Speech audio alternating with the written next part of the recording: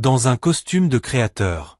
Avant qu'il ne puisse réagir, Amir lui arrache son sac-repas. Harry le pousse juste assez pour le déséquilibrer, et Alia crie « Courez !». Il s'élance dans une ruelle, arrache le sac et commence à dévorer la nourriture comme s'il n'avait pas mangé depuis des jours, jusqu'à ce qu'un portefeuille en cuir épais tombe au sol, couvert de poussière. Harry l'ouvre, et se fige. À l'intérieur, derrière l'argent et les cartes brillantes, se trouve une vieille photo de leur mère malade, Monique, souriant comme autrefois. Une ombre se projette sur eux. Le milliardaire se tient à l'entrée de la ruelle, les yeux fixés sur la photo dans la main d'Harry. Sa voix se brise tandis qu'il murmure. « Pourquoi vous avez sa photo? Où avez-vous eu ça ?» Quelques semaines plus tôt, au cœur d'une ville américaine bruyante, où les bus sifflent à chaque coin de rue, où les immeubles se dressent comme des géants, et où la vie avance assez vite pour laisser des gens derrière elle, vivait une femme nommée Monique Carter. Monique n'était pas riche.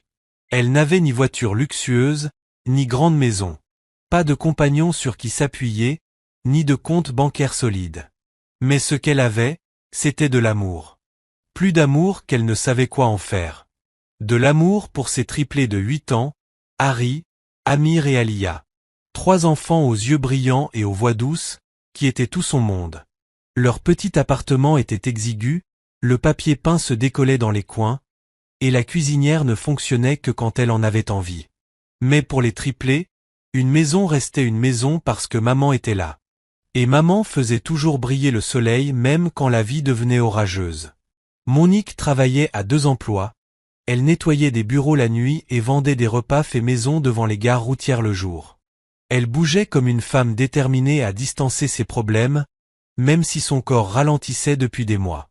Certains matins, elle se réveillait étourdie. D'autres, elle ne pouvait se lever sans s'agripper au mur. Mais elle ne disait rien aux enfants. « Maman va bien », répétait-elle avec un sourire épuisé. Mais les enfants étaient intelligents. Ils voyaient tout. Un matin, alors que le soleil perce à peine à travers les rideaux, les triplés se réveillèrent au son d'une toux. Une toux dure, douloureuse. Alia marcha à pas légers jusqu'à la cuisine. « Maman !» Monique était penchée sur le plan de travail, une main agrippée à l'évier, tout son corps secoué par des quintes de toux. Sa peau semblait pâle, et de la sueur perlait sur son front alors que la pièce était fraîche. « Maman, ça va ?» demanda Amir, les yeux pleins de peur. « Je vais bien, mon bébé », murmura Monique, forçant un sourire qu'elle n'avait plus la force de donner. « Juste fatiguée. » Mais les gens fatigués ne toussent pas jusqu'à ne plus pouvoir respirer. Harry toucha doucement le bras de sa mère. « Maman, assieds-toi, s'il te plaît. » Monique tenta de les repousser, de leur dire d'aller à l'école, de faire comme si tout était normal, mais son corps la trahit. Une seconde elle était debout, la suivante ses yeux se révulsèrent, ses genoux fléchirent et elle s'effondra au sol. « Maman !» Les 3 enfants hurlèrent à l'unisson. Harry courut jusqu'à la porte de la voisine, frappant de toutes ses forces jusqu'à ce que Madame Jenkins ouvre brusquement. « Qu'est-ce qu'il y a? Que s'est-il passé? » « C'est maman, » sanglota Alia. « Elle est tombée. Elle ne se réveille pas. » En quelques minutes, le petit appartement fut rempli de bruits précipités, de voix affolées et de mains tremblantes composant le 911. Les triplés restèrent blottis sur le sol froid, serrés les uns contre les autres pendant que les ambulanciers entraient avec leur matériel. Ils soulevèrent Monique avec précaution, vérifièrent son pouls, éclairèrent ses yeux, posèrent un masque à oxygène. « Il faut l'emmener à l'hôpital », dit un ambulancier. « On peut monter avec elle ?» implora Amir, la voix brisée. « Oui, mon cœur », répondit doucement le paramédic. « Restez près d'elle. » Les triplés montèrent dans l'ambulance, leurs petites mains serrant celles de leur mère tandis que la sirène hurlait à travers la ville. L'air à l'intérieur sentait le médicament et la peur. Les machines bipaient, l'oxygène sifflait, et Monique restait immobile sur la civière, respirant faiblement. Alia pleurait en silence. Harry priait. Amir serrait la main de sa mère comme s'il pouvait retenir son âme. À l'hôpital, les médecins emmenèrent Monique derrière de grandes portes. Les enfants restèrent seuls sur des chaises en plastique trop grandes pour eux. Les minutes passèrent comme des heures. Enfin, un médecin arriva. Les enfants, votre mère est très malade, dit-il doucement. Elle a besoin d'un traitement immédiatement. Les triplés se tinrent la main. Elle va s'en sortir? Demanda Alia. Le médecin hésita. Si elle reçoit le traitement, oui, peut-être, mais sans. Il ne termina pas. Il n'avait pas besoin. Les enfants avaient compris. Leur vie venait de changer. Le lendemain, les couloirs de l'hôpital étaient glaciales. Trop glaciales. Le genre de froid qui donne envie de se serrer dans ses bras même sans frissonner. Les 3 enfants étaient assis sur un banc devant la chambre de leur mère, les yeux rivés au sol. Les mots du médecin tournaient dans leur tête. Elle a besoin d'un traitement, immédiatement. C'est cher. Cher. Ce mot était comme une montagne impossible à gravir. Une infirmière s'approcha doucement. Les enfants, votre maman se repose. Vous devriez aller manger un peu. Revenez dans 1 heure. Manger. Ils n'avaient rien avalé depuis la veille, mais la peur leur serrait l'estomac. Ils obéirent quand même. Dehors, la lumière du matin les éblouit. Les voitures klaxonnaient, les passants se pressaient. La ville continuait comme si 3 vies n'étaient pas en train de s'écrouler. Alia parla la première, la voix tremblante. On va faire quoi? Maman a besoin d'argent. On n'en a pas. Amir shoota un caillou. Je peux trouver un travail. Cirer des chaussures, porteur des sacs. T'as 8 ans, lui rappela Harry. Personne va t'embaucher. Silence. Puis Harry pointa du doigt les immeubles scintillants du centre-ville.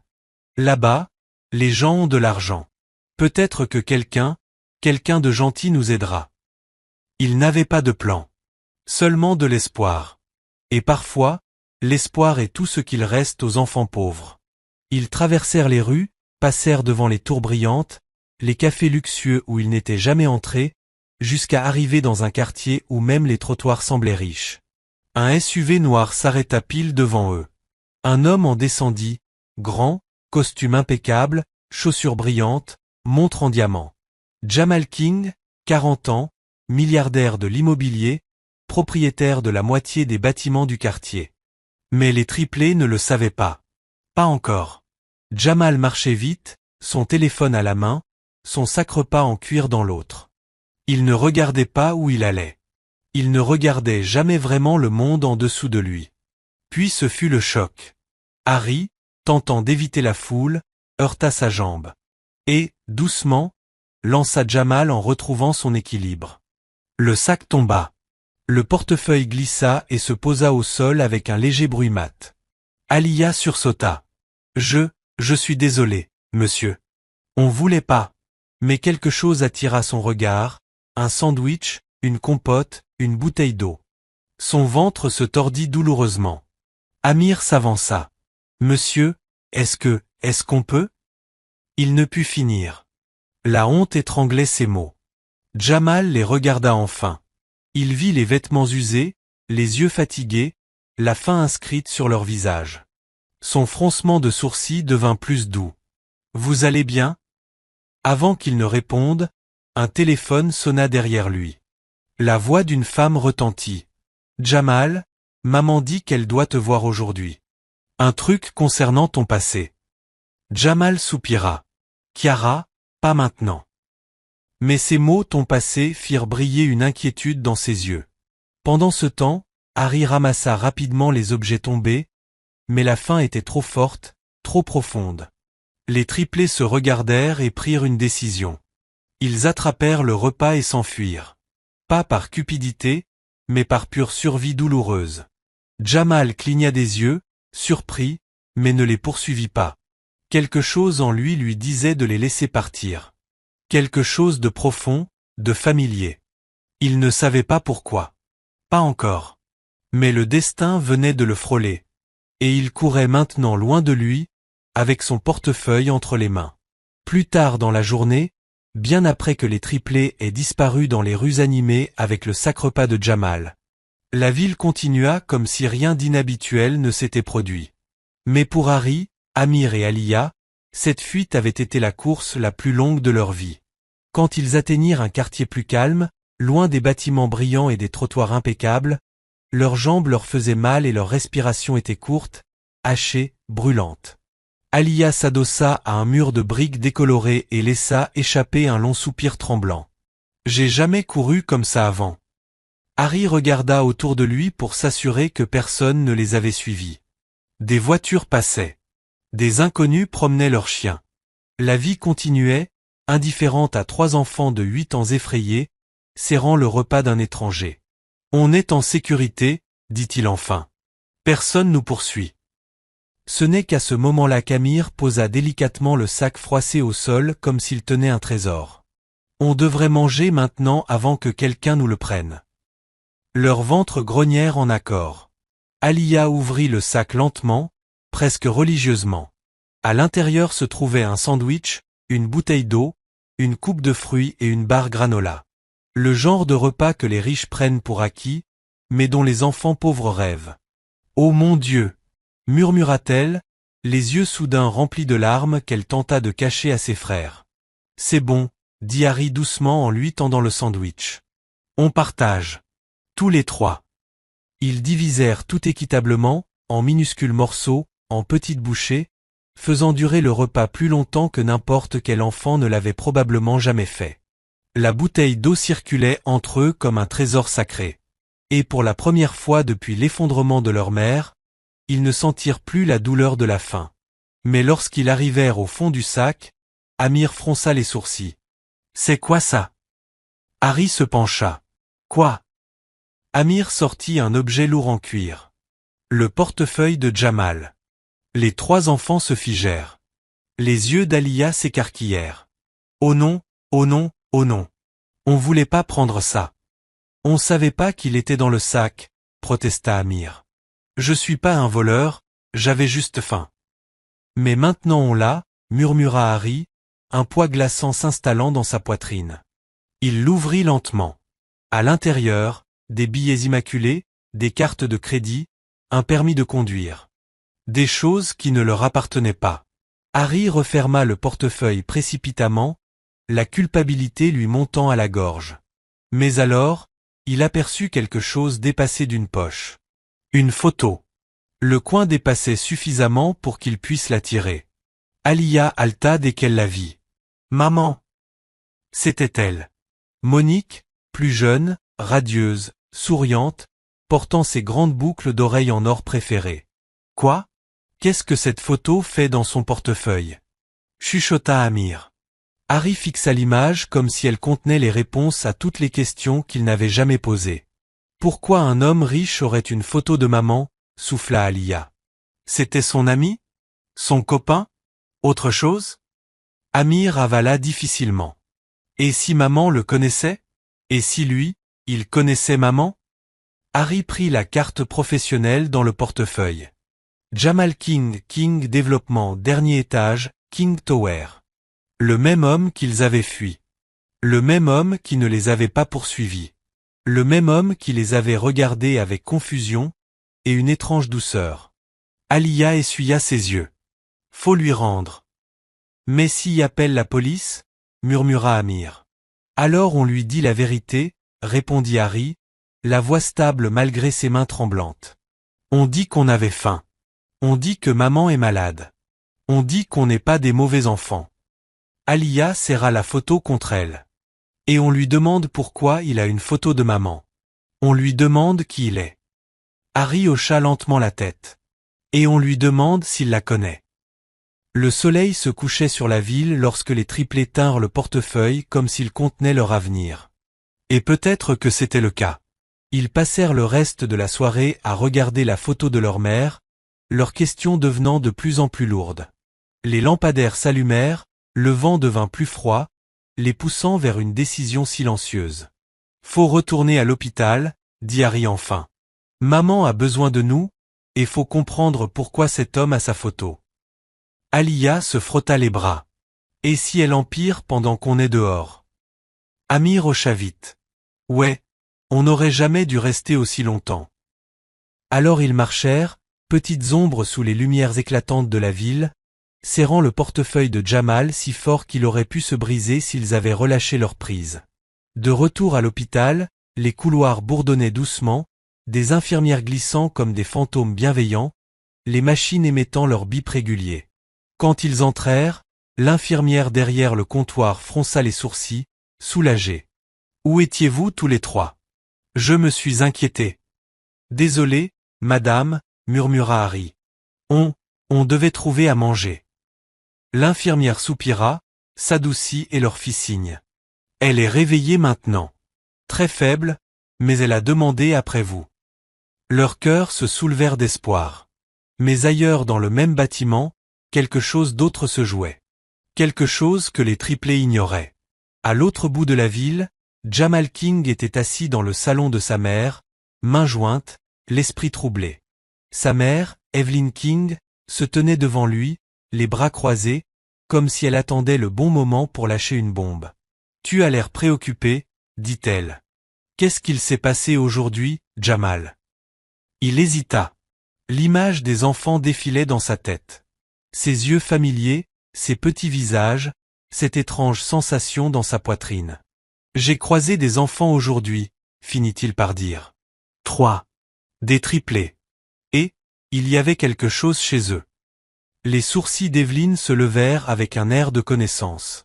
« Monique a eu des triplés, tu te souviens. » La pièce devint silencieuse, un silence si lourd que Jamal en oublia de respirer. « Je n'ai jamais su s'ils étaient les miens, » murmura-t-il. « Elle est partie avant que j'aie des réponses. » Evelyn posa une main sur son épaule.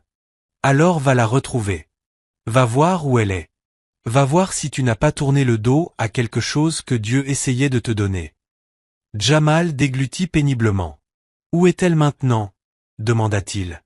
Chiara, qui écoutait depuis le couloir avec encore son badge d'hôpital accroché, s'avança doucement. « J'ai fait des recherches, » dit-elle d'une voix douce. « Monique Carter.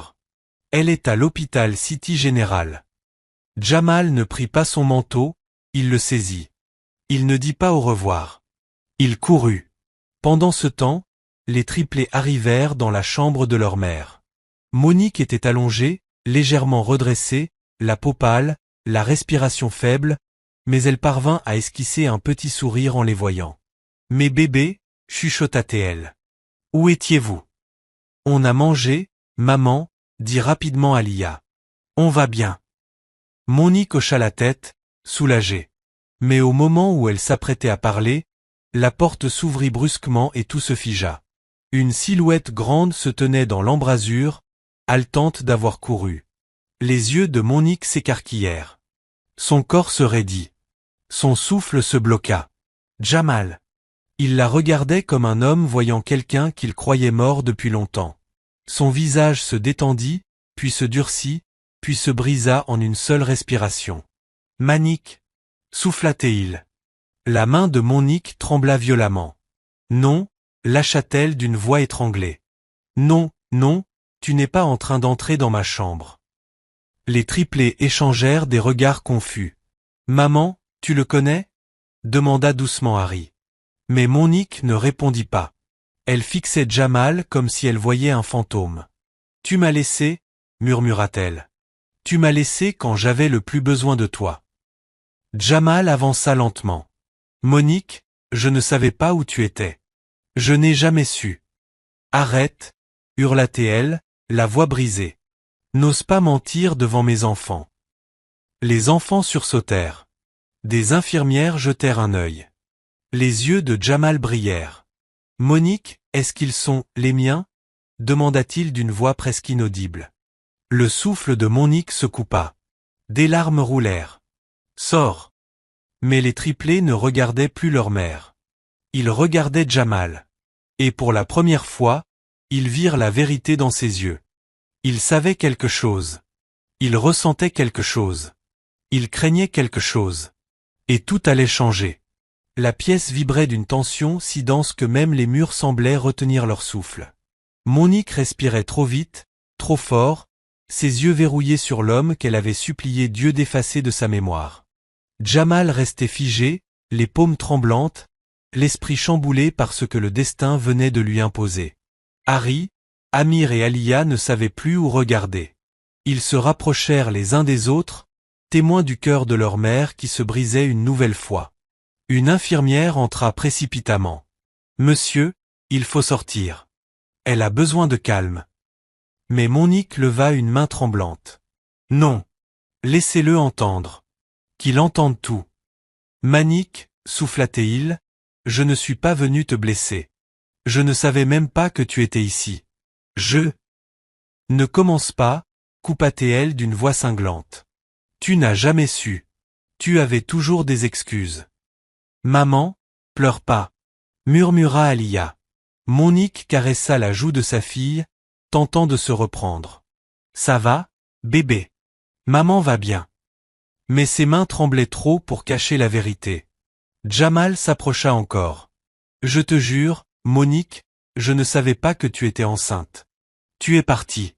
Tu as disparu. » Monique laissa échapper un rire amer. « Tu veux savoir pourquoi je suis partie ? Parce que je t'ai vu, Jamal. Je t'ai vu avec une autre femme. » Lui tenir la main. L'embrasser sur le front comme si elle était ton univers. Jamal se figea. « Ma femme, » dit-il dans un souffle. Elle avait un cancer. Elle mourait. La pièce retomba dans un silence glacial. Le visage de Monique se tordit. Douleur. Surprise. Trahison. Tu m'avais dit que tu étais célibataire. Libre. Tu me l'avais dit. J'ai menti, admit-il, les yeux noyés de honte. J'étais un lâche. Je ne savais pas gérer ce qui se passait chez moi. Alors je fuyais. Je fuyais vers toi. Tu me faisais sentir vivant quand tout autour de moi n'était que mort.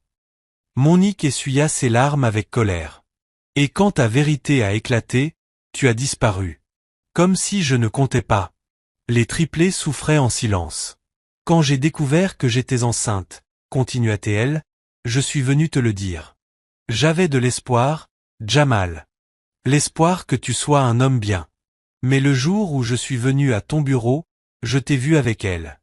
Ta femme. Si faible. Si malade. Et toi à lui murmurer qu'elle était toute ta vie. Jamal ferma les yeux, rongé par la culpabilité. Je ne pouvais pas détruire la paix d'une femme mourante, murmura Monique. Alors je suis parti. J'ai changé de numéro. J'ai déménagé. Monique, je t'ai cherché. Je te le jure. Mais tu avais disparu. Sa voix se brisa. J'ai dû élever 3 bébés seuls. Malade. Fatigué. Sans toi. Les enfants pleuraient en silence. Est-ce qu'ils sont à moi ? Demanda Jamal. Monique hésita longtemps. Puis elle dit la vérité qu'elle fuyait depuis 9 ans. Oui. Ils sont les tiens. Les triplés restèrent bouche bée. Les jambes de Jamal cédèrent. Mon Dieu, j'ai des enfants. 3. L'infirmière revint. Monsieur, vous devez sortir. Je ne veux plus le voir ici, dit Monique en détournant le regard. Le coup fut violent. Jamal recula, hocha la tête. D'accord. Je pars, mais je ne vous abandonnerai plus. Plus jamais. Le lendemain matin, le soleil éclairait doucement la chambre. Une infirmière entra. Bonne nouvelle, Miss Carter. Vos constantes sont stables. Vous pouvez sortir aujourd'hui. Vous aurez besoin de traitements hebdomadaires, mais vous êtes assez forte pour rentrer chez vous. Monique hocha la tête, reconnaissante mais terrifiée. Rentrer signifiait responsabilité, facture, et questions qu'elle n'était pas prête à affronter. Les triplés emballèrent ces quelques affaires.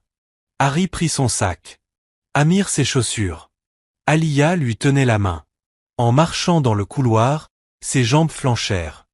Une infirmière la retint. Attendez, quelqu'un a déjà payé votre facture. Monique s'arrêta net. Quoi ? Qui ? Un certain monsieur Jamal King. Les yeux de Monique se fermèrent. Colère. Soulagement. Honte.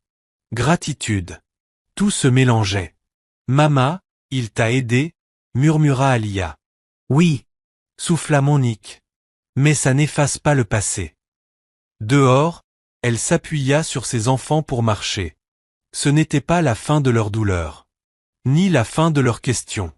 Mais c'était le début de quelque chose de nouveau. Quelque chose pour lequel aucun d'eux n'était prêt. Mais le destin, lui, n'attend jamais. Le trajet jusqu'à la maison sembla interminable malgré la courte distance. Monique, épuisée, regardait par la fenêtre du bus, le cœur lourd. Les triplés, soudés comme des petits gardiens, veillaient sur elle. Leur quartier apparut, avec ses trottoirs fissurés et ses lampadaires vacillants. Monique gravit les escaliers lentement, aidée par ses enfants. Harry ouvrit la porte. « Bienvenue à la maison, maman. » Mais Monique ne sourit pas. Elle regarda la petite pièce, la peinture écaillée, les vieux meubles, la minuscule cuisine. Et ses épaules s'affaissèrent. Cet endroit avait toujours été leur refuge. Aujourd'hui, il ressemblait à un rappel de tout ce qu'elle n'avait pas pu épargner à ses enfants. Alia aida sa mère à s'installer sur le vieux canapé usé. « Ça va, maman? Tu veux de l'eau ?» Monique hocha faiblement la tête. Amir courut jusqu'à l'évier, remplit un verre et le lui apporta avec précaution. Elle but lentement, ses mains tremblant. Les trois enfants s'assirent par terre devant elle, attendant, observant. Ils ne voulaient pas poser de questions, mais les questions faisaient trop de bruit dans leur tête. Harry parla enfin, d'une voix hésitante. « Maman, c'était qui cet homme ?» Monique ferma les yeux, respirant à travers la douleur dans sa poitrine. « Je ne voulais pas que vous l'appreniez comme ça, » murmura-t-elle. « Pas alors que tout est si compliqué. » Alia se rapprocha. « Mais maman, tu le connais. Pourquoi il t'a fait pleurer ?» Monique s'essuya les yeux. « Il s'appelle Jamal King. Et il y a longtemps, avant votre naissance, lui et moi, on se connaissait. »« Comme petit ami, demanda Amir sans détour. Monique eut un rire bref, sans joie. « Quelque chose comme ça. Mais ça ne s'est pas bien terminé. Il a menti. Il m'a blessé. Alors j'ai décidé de vous élever sans lui. » Harry leva la photo qu'ils avaient trouvée dans le portefeuille de Jamal. « Alors pourquoi il a ça ?» Le souffle de Monique se coupa. La photo. Celle que Jamal disait aimer autrefois. Elle la prit du bout des doigts tremblants. La voir son visage plus jeune, souriant, lui brûla les yeux. « Je ne sais pas pourquoi il a gardé ça, » dit-elle. « Mais qu'il l'ait encore ne change rien à ce qui s'est passé. » Les enfants échangèrent des regards. Ils sentaient qu'il y avait plus. Beaucoup plus. Mais leur mère était trop fragile pour de nouvelles questions. Monique se laissa aller contre le dossier, épuisée. « Venez ici, » murmura-t-elle. Les triplés grimpèrent sur le canapé, se blottissant autour d'elle comme quand ils étaient tout petits. Monique embrassa chacun sur le front. « Je vous aime plus que tout au monde. Et je vous protégerai toujours. Même de lui. » Mais dehors, quelqu'un les observait. De l'autre côté de la rue, dans un SUV noir lustré, Jamal était assis, serrant le volant, la poitrine nouée en voyant les silhouettes de Monique et des triplés dans l'appartement sombre. Chiara était assise à côté de lui, les bras croisés. « T'es sûr de vouloir rester là comme un genre de stalker ?»« Je voulais juste m'assurer qu'elle est bien rentrée, » murmura Jamal. Chiara étudia son visage, le regret dans ses yeux, la façon dont il regardait ce petit appartement comme s'il était sacré. « Elle a l'air malade, dit Chiara doucement. « Vraiment malade. »« Je sais, » répondit Jamal dans un souffle. « Et ces enfants ? J'arrête pas de penser à leur visage. Ils avaient l'air tellement affamés, tellement effrayés. » Chiara posa une main sur son épaule. « T'as une chance de réparer les choses. Cette fois, ne fuis pas. » Jamal soupira profondément. « Je veux aider. J'ai besoin d'aider. Mais Monique, elle me déteste. »« Elle te déteste pas, » répondit Chiara avec douceur. « Elle a mal. Et les gens blessés se protègent. Surtout les mamans. Et les enfants ? Tu penses qu'ils me pardonneront un jour ?» Chiara esquissa un sourire. « Les enfants pardonnent plus vite que les adultes, surtout quand ils voient des efforts. » Jamal prit une longue inspiration tremblante. « Je veux faire partie de leur vie. Je veux m'assurer qu'ils ne souffrent plus jamais. Mais, je sais pas comment. » Chiara ouvrit la portière. Étape 1, tu te présentes. Étape 2, tu réessais. Étape 3, tu continues d'essayer. Jamal hocha la tête, une lueur de détermination dans les yeux. Mais dès qu'il descendit du SUV, un voisin le repéra immédiatement. « Grand gars, t'es perdu. » Le ton était suspicieux, protecteur. Ici, les inconnus ne passaient jamais inaperçus. Jamal leva les mains calmement. « Pas de problème. Je voulais juste m'assurer que quelqu'un est bien rentré. » Le voisin plissa les yeux. « Tu fais partie des gens de Monique ?» Jamal hésita. « J'essaie de l'être. » Le voisin se radoucit un peu. « C'est une bonne femme. Elle a traversé beaucoup de choses. Amène pas plus de problèmes. »« Je n'en amènerai pas. Je veux seulement aider. » dit Jamal sincèrement. Le voisin le scruta encore un instant, puis s'éloigna. Jamal respira profondément et fit un pas en direction du bâtiment, puis s'arrêta. À travers la fenêtre, il vit Monique allongée sur le canapé, ses enfants blottis contre elle. Une famille qu'il aurait dû connaître. 9 ans de moments manqués. Sa gorge se serra. « Je vais arranger ça, » se dit-il à lui-même. « Je rattraperai tout ce temps perdu. » Il retourna vers la voiture, la voix brisée. « Je les quitterai plus jamais. » À l'étage, Monique ouvrit les yeux une seconde. Un frisson étrange la traversa, son instinct de mère savait qu'il était proche. Trop proche. Et cette fois, elle ne pourrait pas fuir le passé. Le lendemain matin arriva trop vite. La lumière du soleil traversait les rideaux minces, illuminant les particules de poussière dans l'air. Monique se réveilla avec une douleur aiguë au côté et la tête qui tournait. Les triplés dormaient encore contre elle, après avoir refusé de la quitter la veille. « Maman, ça va ?» marmonna Amir en se frottant les yeux. Monique força un sourire. « Ça va, bébé. Va aider ta sœur à commencer le petit-déj. » Mais son corps disait autre chose. Quand elle se leva, ses genoux fléchirent et elle dut s'appuyer contre le mur. Alia le remarqua immédiatement. « Maman, t'as pas besoin de faire semblant avec nous. » Monique caressa la joue de sa fille. « Maman est juste fatiguée, c'est tout. » Mais fatiguée ne suffisait pas. Elle se sentait faible, étourdie, vidée.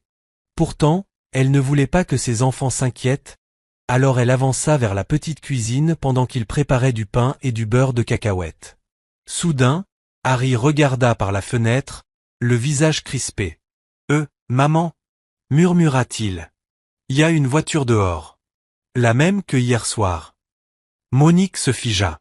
Elle n'eut pas besoin de regarder. Elle savait déjà. Son cœur s'alourdit de frustration, de peur, et d'autres choses qu'elle refusait de nommer. Amir s'approcha de la fenêtre. C'est la voiture noire, la belle, avec les jantes brillantes. Alia les rejoignit. Tu crois qu'il est là pour nous? Monique ferma les yeux. Ne vous en occupez pas. Mangez. Maman va régler ça. Mais avant même qu'elle fasse un pas vers la porte. On frappa à la porte, un coup ferme, assuré, qui ne partait pas.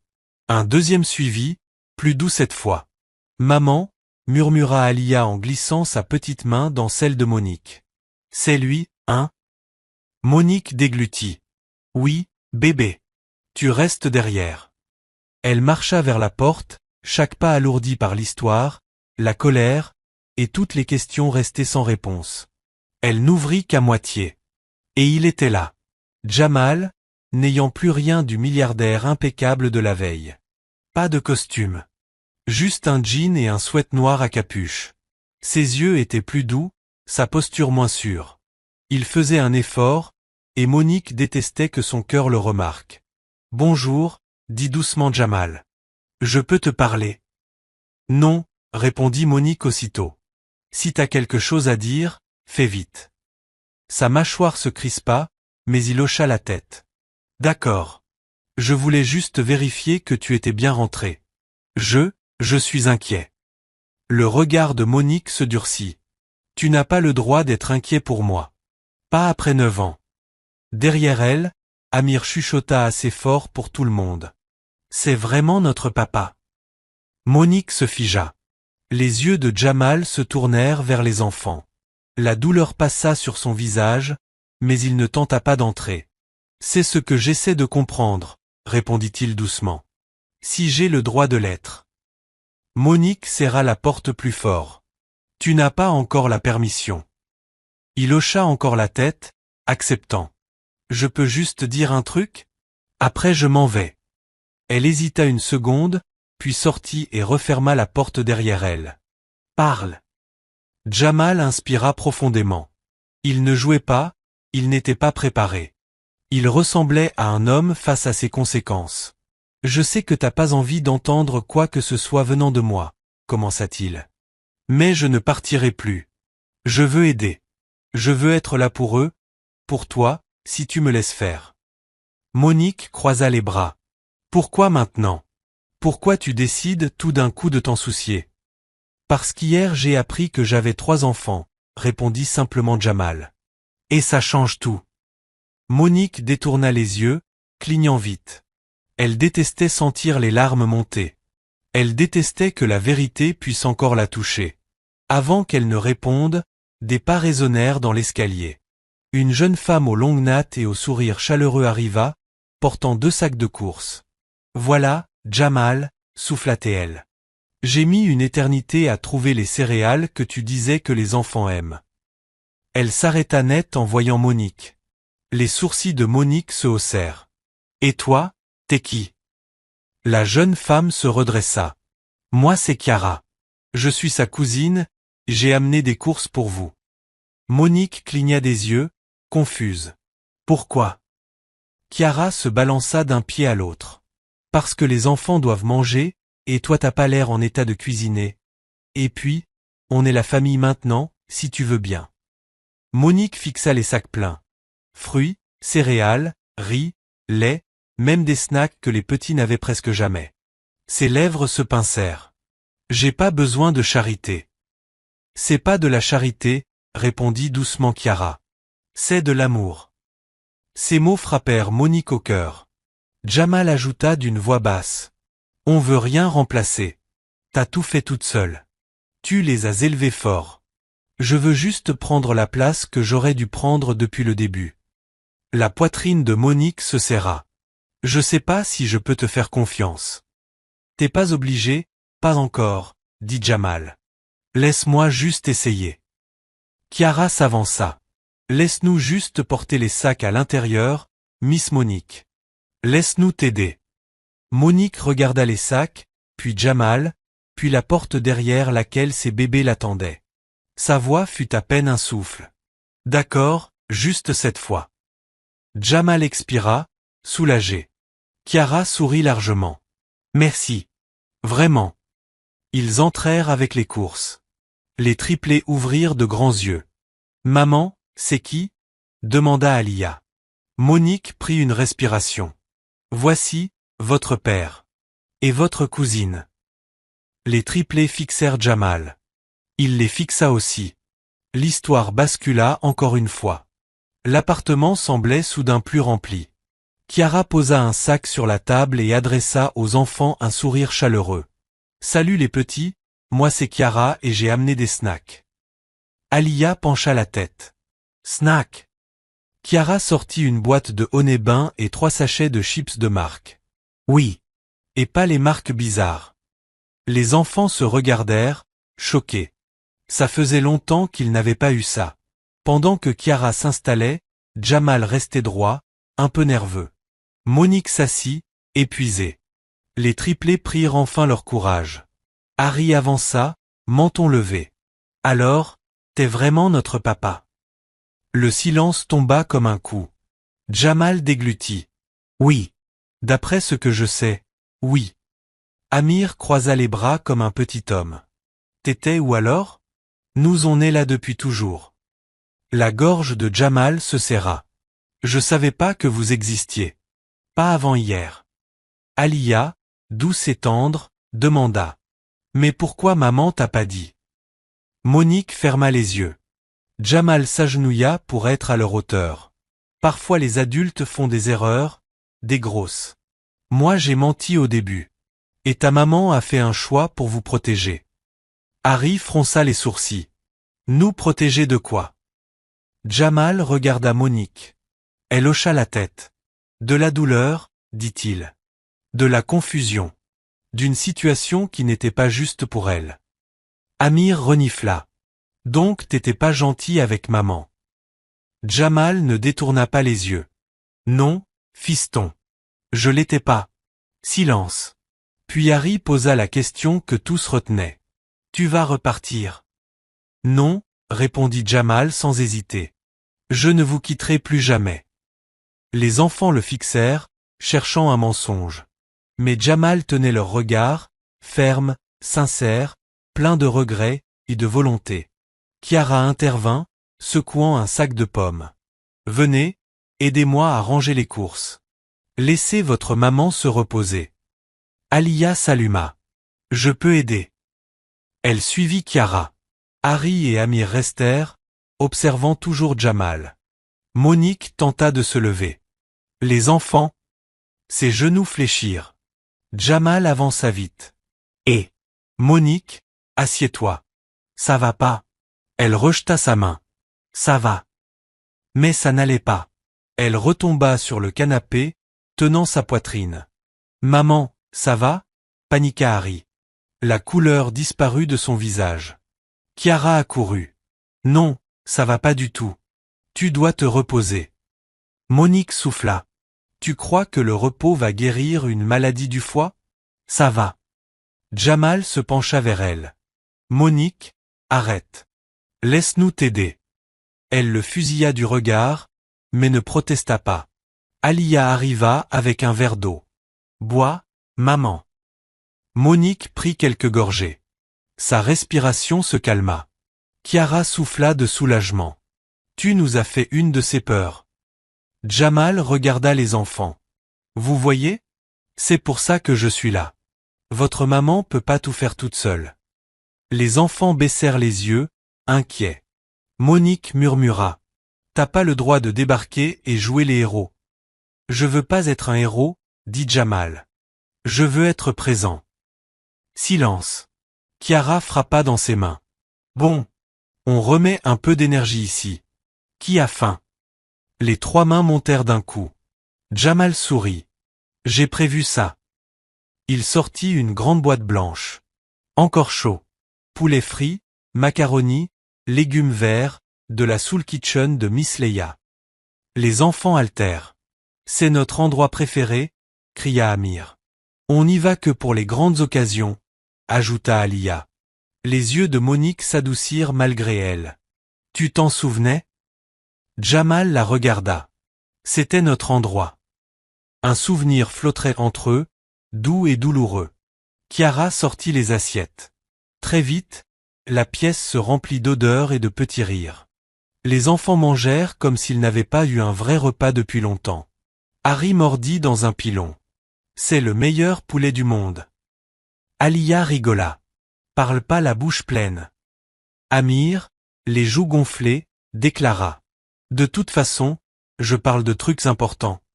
Personne ne me regarde à part vous, dit Amir en roulant des yeux. Chiara éclata de rire. Garçon, t'es vraiment n'importe quoi. Jamal les observait en silence. Ces enfants. Trois petits êtres qu'il n'avait jamais connus. Trois petites bénédictions qu'il avait failli perdre à jamais. Ses yeux le brûlaient d'émotion. Monique le remarqua. Elle tenta de détourner le regard, mais quelque chose en elle, quelque chose d'ancien et d'enfoui ressentit cette même douleur. Quand le repas fut terminé, Jamal parla doucement. Monique, laisse-moi vous accompagner à vos rendez-vous médicaux. Laisse-moi t'aider avec les frais de médicaments. Laisse-moi faire partie de leur vie. L'appartement devint silencieux. Monique leva les yeux, murmurant presque. Je ne sais pas si je suis prête pour ça. Alia grimpa délicatement sur ses genoux. Mama, on peut essayer quand même. Harry et Amir s'approchèrent, les yeux pleins d'espoir. Monique regarda ses enfants, puis Jamal. Sa voix trembla. Je vais autoriser les visites, mais doucement, et selon mes conditions. Jamal hocha immédiatement la tête. Tout ce que tu veux. Bien, répondit Monique d'une voix douce. Parce qu'ils ont besoin de toi. Et peut-être que moi aussi, j'aurai besoin d'aide. Les triplés sourirent. Le cœur de Jamal sembla s'agrandir au point de faire mal. Pour la première fois depuis des années, il n'était plus brisé. Il formait quelque chose de nouveau, quelque chose qui guérissait. Quelque chose qui commençait. Les jours suivants furent un mélange étrange de tension et d'espoir dans le petit appartement. Monique se reposait davantage, même si les enfants voyaient la douleur traverser son visage quand elle pensait qu'il ne regardait pas. Jamal gardait ses distances, mais ne disparaissait jamais. Chaque après-midi, il arrivait avec des courses, des médicaments ou un repas chaud. Au 4e matin, les enfants guettèrent sa voiture depuis la fenêtre. Son SUV noir se gara, mais cette fois il était seul. Pas de Chiara, pas de sac. Seulement lui. Harry sentit son cœur battre plus vite. Amir écrasa son visage contre la vitre. Alia murmura. « Mama, papa est là. » Monique, assise sur le canapé à plier du linge lentement, se figea. Elle n'était pas habituée à ce mot, papa. Pas sûre de l'aimer, mais elle ne corrigea pas sa fille. Un léger coup retentit à la porte. Avant que Monique ne dise quoi que ce soit, les triplés se jetèrent sur elle. « Mama, on peut sortir avec lui? On reste prêt, promis. Mama, s'il te plaît. » Elle regarda leurs yeux pleins d'envie. Puis ses propres mains tremblantes. Elle avait besoin de repos. Elle ne pouvait ni sortir ni les divertir aujourd'hui. Un autre coup, plus doux. Avec un soupir, et un petit bout de confiance qu'elle ne se sentait pas prête à donner, Monique hocha la tête. D'accord, mais pas loin et pas longtemps. Les enfants crièrent de joie. Elle esquissa un sourire fatigué. Allez-y. Jamal attendait dans le couloir, essayant de cacher son stress. Quand la porte s'ouvrit et que les triplés se ruèrent vers lui, sa gorge se serra. 3 petites parties de lui. 3 vies qu'il n'avait pas aidé à construire. Mais auxquelles il voulait appartenir de toutes ses forces. Alia fut la première à lui prendre la main. « T'es revenu » dit-elle doucement. Il se pencha à sa hauteur. « Je t'ai dit que je reviendrais. » Harry s'avança ensuite, main dans les poches comme un petit homme. « Alors, on fait quoi aujourd'hui » Amir bomba le torse. « Ouais, on veut faire un truc fun. » Jamal sourit. « D'accord alors. Et si on commençait par le parc ?» Leurs yeux s'illuminèrent comme à Noël. Le parc du quartier était vieux, un peu rouillé, mais les enfants s'en fichaient. Ils couraient, riaient, criaient si fort que les familles autour se retournaient. Jamal les observait, sentant quelque chose bouger en lui. Quelque chose de fragile, de lent, de nouveau. Harry marchait en équilibre sur le rebord du bac à sable comme un funambule. « Papa, regarde. » Le mot frappa Jamal comme un choc. Un mot doux. Un mot lourd. Un mot qu'il n'avait jamais entendu d'un de ses enfants. « Papa. » Il cligna des yeux pour retenir les larmes. « Je regarde, champion. Vas-y. » Harry vacilla un moment, Jamal bondit instinctivement, main prête. Mais Harry se rattrapa. « J'ai réussi. T'as vu ?» Jamal éclata de rire. « J'ai tout vu. » Amir tira la manche de Jamal. « Joue au ballon avec moi. » Jamal ricana. « Tu paries que je vais te battre. »« Non, tu vas perdre » cria Amir en courant vers le terrain. Ils jouèrent un match chaotique de football, Amir hurlant chaque fois que Jamal faisait semblant de l'intercepter.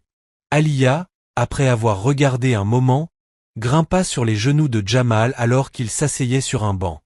Elle posa sa tête contre son torse. « Papa. » Jamal ravala sa gorge nouée. « Oui, bébé. » Elle leva ses grands yeux ronds. « Tu vas rester pour toujours. » La question le déchira. Il la serra doucement. « Oui. Tant que vous me voudrez. Et même quand vous ne voudrez plus, je serai là. » Ses petits doigts s'agrippèrent à sa chemise. « Bien. Parce que Mama est fatiguée. Elle a besoin d'aide. » Jamal inspira difficilement. « Je sais, mon cœur.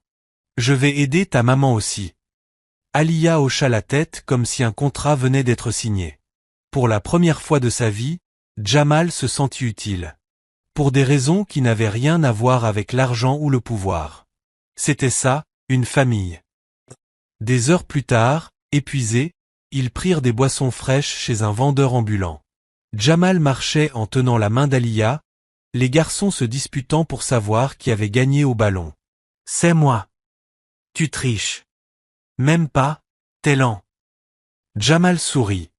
Le chaos normal des enfants. Ça lui avait manqué plus qu'il ne l'imaginait. Mais tout changea lorsqu'ils atteignirent l'immeuble. Madame Denise, une voisine corpulente, descendit les escaliers en courant, paniquée. « Jamal! Dieu merci t'es revenu. La maman de tes enfants, elle s'est effondrée. » Le monde s'arrêta. Harry se figea. Amir laissa tomber sa boisson. La main d'Aliya devint molle. Le cœur de Jamal explosa dans sa poitrine. Qu'est-ce qui s'est passé? Où est-elle? Elle descendait le linge, ses jambes ont lâché. Elle s'est évanouie au palier du deuxième. Ils l'ont mise à l'intérieur. Ta cousine est avec elle. Jamal n'attendit pas. Il porta Aliya et monta les escaliers en courant, les garçons derrière lui. Chaque marche lui brûlait la poitrine. Please, God, pas aujourd'hui. Pas maintenant. Pas comme ça. Il traversa la porte. Et elle était là. Monique, allongée sur le canapé, pâle, trempée de sueur, respirant difficilement. Chiara à côté d'elle, tenant une serviette fraîche sur son front. Merci Seigneur, souffla Chiara. Elle est réveillée, mais elle tient pas debout. Jamal tomba à genoux près d'elle. Monique. Bébé, qu'est-ce qu'il s'est passé? Les paupières de Monique s'ouvrirent lentement. Sa voix était un souffle. J'ai juste eu un vertige. Je voulais finir le linge. Tu ne dois rien porter, répondit Jamal, la voix brisée. T'es trop faible. Elle eut les larmes aux yeux. Et qui va le faire, Jamal? La fée du linge? Je fais ce que je peux. T'as moi maintenant, dit-il avec force. T'as de l'aide. Arrête d'essayer de tout faire toute seule. Les enfants restaient près de la porte, tremblants. Harry chuchota. Mama, nous fais plus jamais ça. Aliya essuya ses yeux. Mama, t'avais dit que tu te reposerais. Amir avança, les poings serrés. J'aime pas ça, j'aime pas quand tu tombes. Monique regarda ses enfants, si courageux et si blessés, et se mit à pleurer doucement. Je suis désolé, mais bébé. Mama essaie. Jamal toucha délicatement sa joue. T'as plus besoin d'essayer toute seule. Mais Monique secoua faiblement la tête. Je veux pas dépendre de toi, pas après tout ça. Jamal se pencha, la voix brisée. C'est pas à propos de moi, Monique. C'est à propos d'eux. Ils ont besoin de toi vivante. Et ils ont besoin de moi aussi. Elle respira difficilement. Ne répondit pas tout de suite. Enfin, elle murmura. D'accord, Jamal, aide-moi. Les enfants se précipitèrent pour l'enlacer doucement. Tous les quatre, serrés ensemble sur le canapé. Jamal expira, un mélange de soulagement et de peur dans le cœur. Ce n'était pas la fin du combat. Pas même le début de la fin. Mais c'était un début. Mais Monique avait enfin accepté de le laisser entrer dans sa vie, et lui, il n'allait plus nulle part. Ce soir-là, après que Chiara eut fait la vaisselle et que les enfants se furent endormis sur le sol du salon, Monique ouvrit lentement les yeux. Jamal était assis dans l'obscurité, en face d'elle, veillant, surveillant. « Tu es encore là ?» murmura-t-elle. « Ouais, » répondit-il doucement. « Je ne pars pas. » Elle hocha faiblement la tête. « J'ai peur, Jamal. » Il se pencha en avant, les yeux pleins de douceur. « On aura peur ensemble, mais on va traverser ça. » Pour la première fois depuis l'hôpital, elle le crut. Et dehors, la vie suivait son cours. Mais à l'intérieur de ce petit appartement, une famille était en train de se recoudre, fil par fil, fragile mais vrai. Le lendemain matin, l'appartement était silencieux. Trop silencieux. Un lourd mutisme flottait dans l'air, seulement brisé par la respiration tranquille des triplés endormis sur le sol du salon. Jamal avait passé la nuit entière là, assis sur la petite chaise en bois en face du canapé où Monique reposait. Son dos le faisait souffrir, ses yeux le brûlaient, mais il n'avait pas fermé l'œil. Il ne pouvait pas. Toutes les quelques minutes, il vérifiait qu'elle respirait bien, qu'elle était encore là. Jamal tenait son corps tremblant contre sa poitrine et murmurait encore et encore. « Ne me quitte pas. Ne les quitte pas. Reste avec nous, Monique. S'il te plaît. » Et quand les ambulanciers arrivèrent en courant, Jamal réalisa que ce n'était pas seulement une urgence médicale. C'était un tournant, un moment qui allait tout changer pour Monique, pour les enfants et pour lui, à jamais. Les lumières de l'ambulance peignaient le petit appartement de rouge et de bleu vacillant tandis que le corps de Monique convulsait dans les bras de Jamal. Les triplés restaient blottis dans un coin du salon, pleurant sans contrôle alors que les ambulanciers se précipitaient à l'intérieur. « Que s'est-il passé ?» demanda un secouriste en s'agenouillant à côté de Jamal. « Elle ne peut plus respirer » balbutia Jamal. « C'est arrivé tout à coup.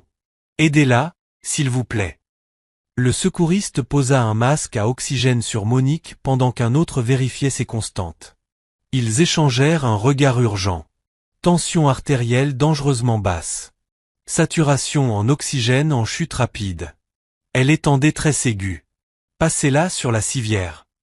Non, hurla Alia. Ne prenez pas notre maman, s'il vous plaît. Chiara attrapa la petite fille dans ses bras, la berçant et lui murmurant des mots rassurants, sa propre voix tremblante. Ça va aller, bébé. Ils vont t'aider maman. Mais Alia s'accrochait à sa cousine comme si elle se noyait. Amir se jeta contre le mur, frappant de ses poings dans une panique aveugle. Non, non, cria-t-il. Elle a dit qu'elle allait mieux. Elle a dit qu'elle allait bien. Harry resta figé, les larmes coulant sur ses joues, murmurant. Maman, maman, s'il te plaît, ne nous laisse pas. Jamal se força à se concentrer. Dans quel hôpital l'emmenez-vous ? demanda-t-il. Saint Matthews, répondit le secouriste en ajustant le masque à oxygène. Elle a besoin d'une intervention immédiate. Vous pouvez suivre en voiture. Alors qu'il faisait passer Monique sur la civière, elle entr'ouvrit brièvement les yeux et regarda ses enfants en pleurs. Une larme glissa sur sa joue. Sa voix à peine audible à travers le masque. Mes bébés. C'était la dernière chose qu'ils entendirent avant que les portes de l'ambulance ne se referment et qu'elles ne partent à toute vitesse dans la nuit. Dans le SUV de Jamal, les triplés étaient assis, tremblants et silencieux, sauf Alia qui sanglotait doucement contre le côté de Jamal. Chiara conduisait, les mains tremblantes sur le volant. Ce furent les 10 minutes les plus longues de leur vie. À l'arrivée, l'hôpital était lumineux, froid et bruyant. Les portes automatiques s'ouvrirent, les avalant dans un monde qui sentait l'eau de Javel et la peur. Une infirmière les guida vers la salle d'attente. « Asseyez-vous. Le médecin viendra vous donner des nouvelles dans un instant. » Harry s'assit rigide à côté d'Amir, qui ne cessait de rebondir sur sa jambe, paniqué. Alia resta sur les genoux de Jamal, s'accrochant à sa chemise de ses doigts tremblants. « Papa, maman va mourir ?» demanda-t-elle d'une petite voix brisée. La gorge de Jamal se serra, mais il força la force dans sa voix. « Non, bébé, elle se bat. Ta maman est forte. » Harry leva vivement les yeux. « Mais si elle perd ce combat ?» Jamal lui prit doucement le menton. « Alors nous nous battons pour elle. On n'abandonne pas. » Chiara posa un bras autour d'Amir, qui fixait le sol comme s'il allait l'engloutir. « Je veux maman, » murmura Amir. « Je veux qu'elle soit là maintenant. » Chiara le serra contre elle. Les minutes s'étirèrent en heures. Chaque seconde semblait durer une éternité. Puis, enfin, un médecin franchit les portes coulissantes, le visage grave. La famille de Monique Carter. Jamal se leva d'un bond. « Oui, oui, c'est nous. » Les triplés se pressèrent contre lui. Le médecin inspira. « Elle est stable, pour l'instant. » Les enfants poussèrent un soupir collectif de soulagement. Mais le médecin n'avait pas fini. « Elle est stable, mais elle ne s'améliore pas. Son foie se détériore plus vite que prévu. » La santé de Monique avait brusquement décliné, et le regard du médecin montrait que c'était pire que ce qu'ils avaient anticipé. Alia serra la main de Jamal. « Qu'est-ce que ça veut dire ?» Le médecin s'agenouilla à la hauteur des triplés, la voix douce mais lourde. Ça veut dire que votre maman est très malade et qu'elle a besoin de plus d'aide que ce que cet hôpital peut lui offrir. Amir essuya son visage, furieux. Vous avez dit qu'elle était stable. Vous avez dit qu'elle allait bien. Elle est stable grâce aux machines, expliqua le médecin. Pas parce qu'elle va mieux. Harry avala difficilement. Quoi? Et maintenant, on fait quoi? Le médecin se redressa, fixant Jamal. Sa seule véritable chance est un centre spécialisé pour le foie, avec soins intensifs, surveillance 24h24, médicaments puissants, et peut-être même une greffe. Jamal hocha la tête, la mâchoire serrée. Très bien. Transférez-la maintenant. Le médecin hésita. Monsieur King, le programme que j'ai en tête est extrêmement coûteux. Jamal ne cligna pas des yeux. Je me fiche du prix. Ce n'est pas couvert par l'assurance. Je m'en fiche. Le médecin croisa les bras. Monsieur King, êtes-vous prêt à dépenser plus de 200 000 $ pour ces soins? Jamal se figea. Pas parce qu'il ne pouvait pas payer, mais parce que ce chiffre rendait la situation terriblement réelle. Avant qu'il ne réponde, Alia tira sur sa manche. Papa, fais-le. Elle avait les yeux grands ouverts, suppliants, terrifiée. Tu as dit que tu ne nous quitterais pas. Alors ne laisse pas maman non plus. Jamal regarda les 3 enfants, leurs visages striés de larmes, leurs mains tremblantes, leur désespoir. Il s'agenouilla devant eux. Je ne laisserai aucun de vous, dit-il doucement, mais avec force. Votre maman va recevoir les meilleurs soins possibles. Je vous le promets. Les enfants se jetèrent sur lui, s'accrochant comme s'il était le dernier bout de terre ferme. Le médecin observa en silence avant d'acquiescer. Nous allons commencer les formalités de transfert. Quelques heures plus tard, après avoir signé ce qui semblait être une montagne de documents, Jamal put enfin voir Monique.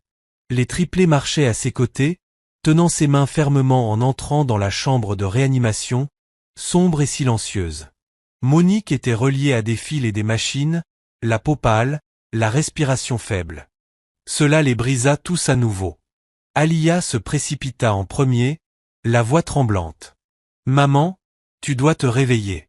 S'il te plaît. » Harry toucha doucement la main de Monique, les larmes coulant silencieusement sur ses joues. « On t'entend, maman. On t'entend tous. » Amir renifla bruyamment. « Tu avais promis que tu allais aller mieux. Tu avais promis. » Monique bougea faiblement, ses paupières s'entr'ouvrant. « Bébé, murmura-t-elle faiblement. « Tu n'as pas le choix, dit doucement Jamal. Les enfants ont besoin de leur maman, et moi j'ai besoin de réparer les choses. » Ses lèvres tremblaient. « Jamal, j'ai peur. » Il lui prit doucement la main. « Je sais, mais je suis là, et je reste. » Elle regarda les triplés, leurs visages, leurs larmes, leurs peurs. Puis elle regarda Jamal. « D'accord, murmura-t-elle. « D'accord, fais-le. » Les enfants poussèrent tous un soupir de soulagement. Jamal expira, ses épaules se détendant. Puis soudain, Monique halta, son dos se cambra, ses doigts se crispèrent, le moniteur cardiaque s'affola. « Maman !» hurla le triplé. « Monique !» cria Jamal en attrapant ses épaules. Le moniteur hurla. Une infirmière entra en courant, puis une autre. Code bleu, chambre 7. Une infirmière fit sortir les enfants. Ils hurlaient, pleuraient, tentaient de rester, mais ils étaient trop petits, trop effrayés. Chiara les rattrapa dans le couloir, les serrant tous les 3 dans ses bras alors qu'ils sanglotaient sans contrôle. Jamal resta figé à la porte, écoutant le chaos à l'intérieur. Injectez 1 milligramme d'épinéphrine. Sa tension chute. On la perd. Les jambes de Jamal faillirent le porter. Chiara murmura urgemment. Tu dois rester fort pour eux. Mais il ne l'entendait presque pas, car dans cette chambre, la femme qu'il avait aimée, la mère de ses enfants, celle qu'il avait abandonnée des années plus tôt, se battait pour sa vie. Et cette fois, Jamal ne savait pas si elle allait gagner. Le couloir devant l'unité de soins intensifs semblait plus froid que n'importe quelle nuit d'hiver. Les triplés s'accrochaient à Chiara, leur petit corps tremblant alors que médecins et infirmiers couraient devant eux. Les alarmes retentissaient, les ordres fusaient, les pas résonnaient. À l'intérieur, leur mère livrait le combat le plus difficile de sa vie. Encore une fois, Harry pressa son front contre le mur, pleurant silencieusement, essayant d'être fort pour ses frères et sa sœur, même si son monde s'effondrait. Amir ne restait pas silencieux. Il frappait le mur encore et encore, en larmes.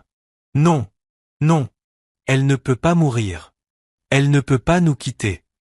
Alia tremblait incontrôlablement, son visage enfoui dans la poitrine de Chiara. Maman, maman. Chiara les serra plus fort, laissant ses propres larmes couler. Bébé, ils l'aident. Ils font tout ce qu'ils peuvent.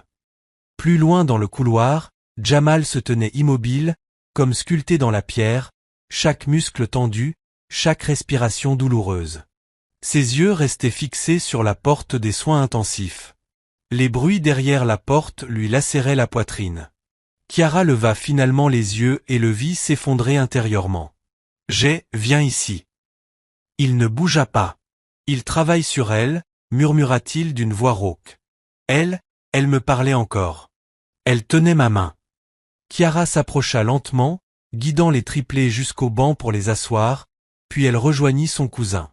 Jamal, dit-elle doucement en posant une main sur son épaule. Ce n'est pas ta faute. Il tressaillit. Mais pour lui, si. J'aurais dû la retrouver plus tôt, murmura-t-il, la voix serrée. J'aurais dû être là quand elle avait besoin de moi, il y a des années, j'aurais dû. Stop, dit Chiara d'un ton ferme. Les regrets ne la ramèneront pas. Ce qu'elle a besoin maintenant, c'est de ta force. Et ses enfants? Elle désigna les petits tremblants sur le banc. Ils ont besoin de leur père. Jamal regarda les triplés. Ils étaient terrifiés, brisés, regardant leur monde s'écrouler. Ils avaient besoin de lui plus que jamais. Il s'avança lentement. Harry leva vers lui ses yeux remplis de larmes. Qu'est-ce qui arrive à maman? Jamal s'agenouilla près de lui, avalant la boule dans sa gorge. Les docteurs travaillent dur. Ils essaient de rendre son cœur plus fort. Amir renifla bruyamment. Mais elle a dit qu'elle allait mieux. Pourquoi elle continue de s'aggraver? Alia leva les yeux, tremblante. Papa, maman va pas mourir, hein? Ses petites voix le brisèrent. Jamal posa doucement ses mains sur leurs épaules. Écoutez-moi, dit-il doucement. Votre maman est une battante. La femme la plus forte que j'ai jamais connue. Elle se bat en ce moment, mais elle est très, très malade. Les enfants tremblèrent encore davantage. À ce moment-là, des pas approchèrent. Un médecin s'avança vers eux. Son visage dit tout avant même qu'il ne parle. Alia émit un hoquet et cacha son visage. Amir s'agrippa à son frère. Harry cessa presque de respirer. Le médecin souffla. Elle est stable. Les trois enfants éclatèrent en pleurs de soulagement. Mais il ajouta, et le monde se figea à nouveau. Elle ne s'améliore pas. Ses organes sont sous une pression extrême. Cet épisode montre que son état est plus avancé que ce que nos derniers examens laissaient penser. Jamal se leva lentement. Je peux la voir. Bientôt. Nous devons finir de la stabiliser. Harry tira la manche du médecin. Est-ce qu'elle va mourir? Le médecin s'agenouilla prudemment. Nous faisons tout pour éviter cela. Mais votre maman a besoin de soins intensifs de longue durée. Sans cela, elle pourrait refaire un malaise, et elle pourrait ne pas survivre au prochain. Alia éclata en sanglots. Amir donna un coup dans l'air, impuissant. Réparez-la. C'est votre travail. Le médecin posa une main douce sur son épaule. Je te promets, nous essayons. Jamal se racla la gorge. Docteur, tout à l'heure vous avez parlé d'un centre de traitement spécialisé. C'est encore possible? Oui, répondit le médecin, mais il faudra la transférer dès qu'elle sera assez stable pour voyager. Et elle aura besoin d'un adulte pour superviser ses soins, quelqu'un en qui elle a confiance. Tous les regards se tournèrent vers Jamal. Harry tira la veste de son père. Papa, aide maman, s'il te plaît. Jamal hocha la tête doucement. Je le ferai. Je te le promets. 2 heures plus tard, ils purent entrer dans la chambre. Monique était allongée, immobile, les yeux fermés, entourée de câbles et de machines bipant doucement. Ses respirations étaient lentes, faibles, fragiles. Les triplés se précipitèrent vers elle. Alia prit sa main délicatement. « Maman, tu m'entends ?» Les lèvres de Monique tremblèrent. Ses paupières s'ouvrirent légèrement, révélant des yeux voilés d'épuisement, mais remplis d'amour. « Mes bébés » murmura-t-elle. Harry se pencha, laissant ses larmes tomber sur les draps. « On est là, maman. On part pas. » Amir grimpa doucement sur le bord du lit sans toucher les tubes. « Maman, tu nous as tellement fait peur. » Monique caressa sa joue de sa main tremblante. « Je suis désolée, maman ne voulait pas. » Jamal se tenait au pied du lit, luttant pour ne pas pleurer. Quand leurs regards se croisèrent, ceux de Monique se remplirent de culpabilité. « Jamal, pourquoi? Pourquoi t'es encore là ?» Il s'approcha. « Parce que j'aurais dû être là il y a 9 ans, et je ne ferai plus cette erreur. » Sa respiration se bloqua. « Je ne veux pas qu'il me voie comme ça. » Alia se blottit contre elle. « On s'en fiche de comment tu es, maman. On veut juste que tu restes. » Monique pleura doucement. Jamal prit sa main. « Écoute, le docteur dit que tu as besoin de soins intensifs, de vrais traitements. Tu ne peux pas rentrer à la maison. Pas dans cet état. » Ses yeux s'écarquillèrent. « Non, je ne peux pas laisser mes bébés. Ils ont besoin de moi. » « Ils ont besoin de toi vivante, » dit doucement Jamal. « On viendra tous les jours. On fera des appels vidéo. Mais tu dois aller quelque part où tu peux devenir plus forte. » Harry hocha vivement la tête. « Maman, s'il te plaît. On sera ok. » Amir, lui, secoua fort la tête. « Non. Je laisse pas maman quelque part toute seule. » Alia renifla. « Mais si elle reste à la maison, elle peut mourir. » Amir. Les mots restèrent suspendus. Douloureux. Véritable. Le visage d'Amir se décomposa. Non, je veux pas ça. Monique regarda ses enfants, son unique raison de vivre. Puis elle regarda Jamal. L'homme qu'elle avait aimé autrefois, celui qu'elle avait haï, celui qui maintenant lui offrait une chance de survie. Elle inspira faiblement. D'accord, murmura-t-elle. J'y vais. Alia éclata en sanglots de soulagement. Harry se blottit contre elle. Amir pleura dans son bras. Monique caressa leur tête. « Mais, qu'est-ce qu'il va arriver à mes bébés ?» demanda-t-elle faiblement. « Qui va rester avec eux ?» Jamal répondit sans la moindre hésitation. « Ils resteront avec moi. » Les triplés se figèrent. Monique aussi. Jamal s'avança. « J'ai la place. La stabilité. Et les moyens de m'occuper d'eux pendant ton traitement. Je veillerai à ce qu'ils soient en sécurité, nourris, scolarisés, aimés. » Les yeux de Monique se remplirent d'inquiétude. Je ne sais pas, Jamal. Ils te connaissent à peine. Alia regarda sa mère. « Maman, moi je fais confiance à papa. » Harry hocha la tête. « Il est là. Il t'a aidé. Il nous a aidés. » Amir renifla. Papa est gentil. Il crie pas. Il apporte à manger. Et, il s'enfuit pas. Ces mots transpercèrent Jamal. Il s'agenouilla près de Monique. Tu garderas tous les droits. Je te donnerai des nouvelles tous les jours. Ils ne te perdront pas. Mais s'ils restent à la maison, ils pourraient te perdre. Monique trembla. Ils iront bien. Oui, dit doucement Jamal. Avec moi, oui. Finalement, lentement, douloureusement, Monique acquiesça. D'accord, ils iront avec toi. Alia l'embrassa fort. On t'aime, maman. Harry embrassa sa joue. Tu vas guérir. Ok? Amir renifla. Je vais te manquer, mais s'il te plaît, ne meurs pas. Monique les serra comme elle put avec ses bras faibles. Je ne vais nulle part, murmura-t-elle. Pas si je peux l'éviter. Puis elle regarda Jamal. Occupe-toi d'eux, s'il te plaît. Il hocha la tête, des larmes coulant silencieusement. Avec ma vie. Plus tard dans la nuit, Après avoir signé les papiers et organisé le transfert, Jamal escorta les triplés hors de l'hôpital. Alia lui tenait la main très fort.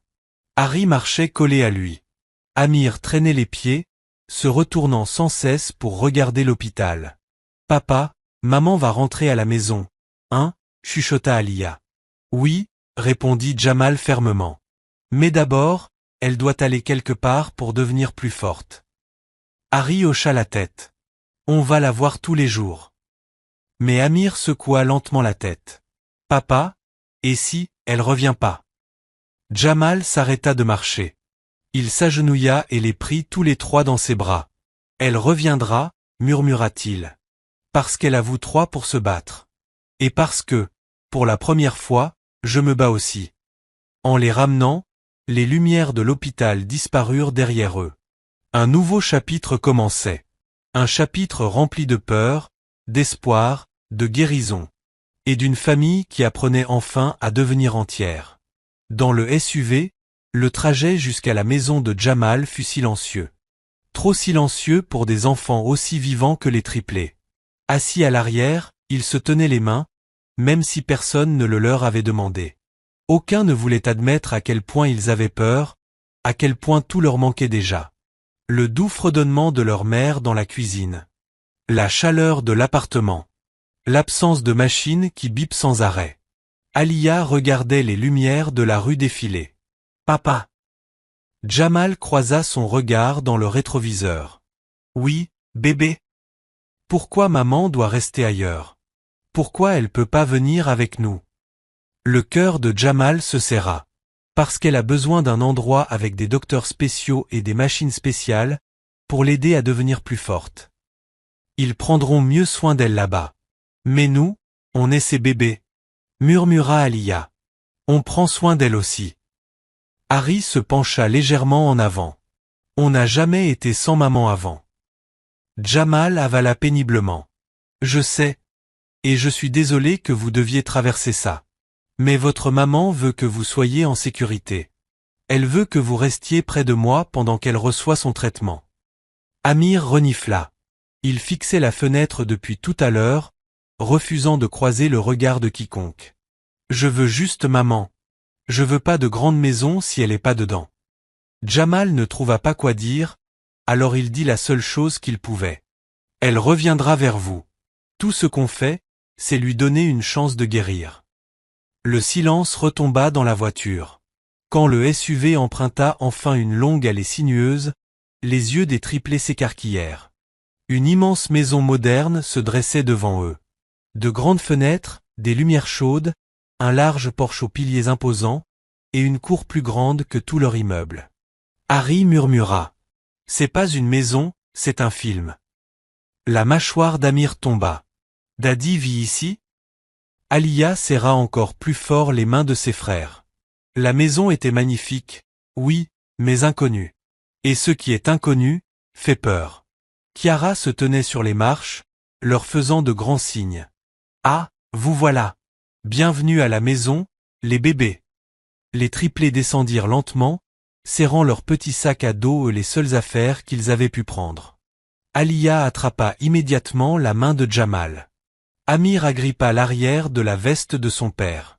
Harry se tenait droit, essayant d'être courageux, mais ses yeux trahissaient son anxiété. Kiara descendit les marches en courant. « Oh mon Dieu! Vous êtes tellement mignon et tout petit. Venez là que je vous serre. » Elle attrapa Alia en premier et la fit tourner légèrement, arrachant un petit rire à la fillette. Amir se raidit lorsqu'elle voulut le prendre dans ses bras, alors elle se contenta de lui ébouriffer les cheveux. « T'inquiète, je reconnais les petits durs. » Harry accepta un bref câlin avant de reculer poliment.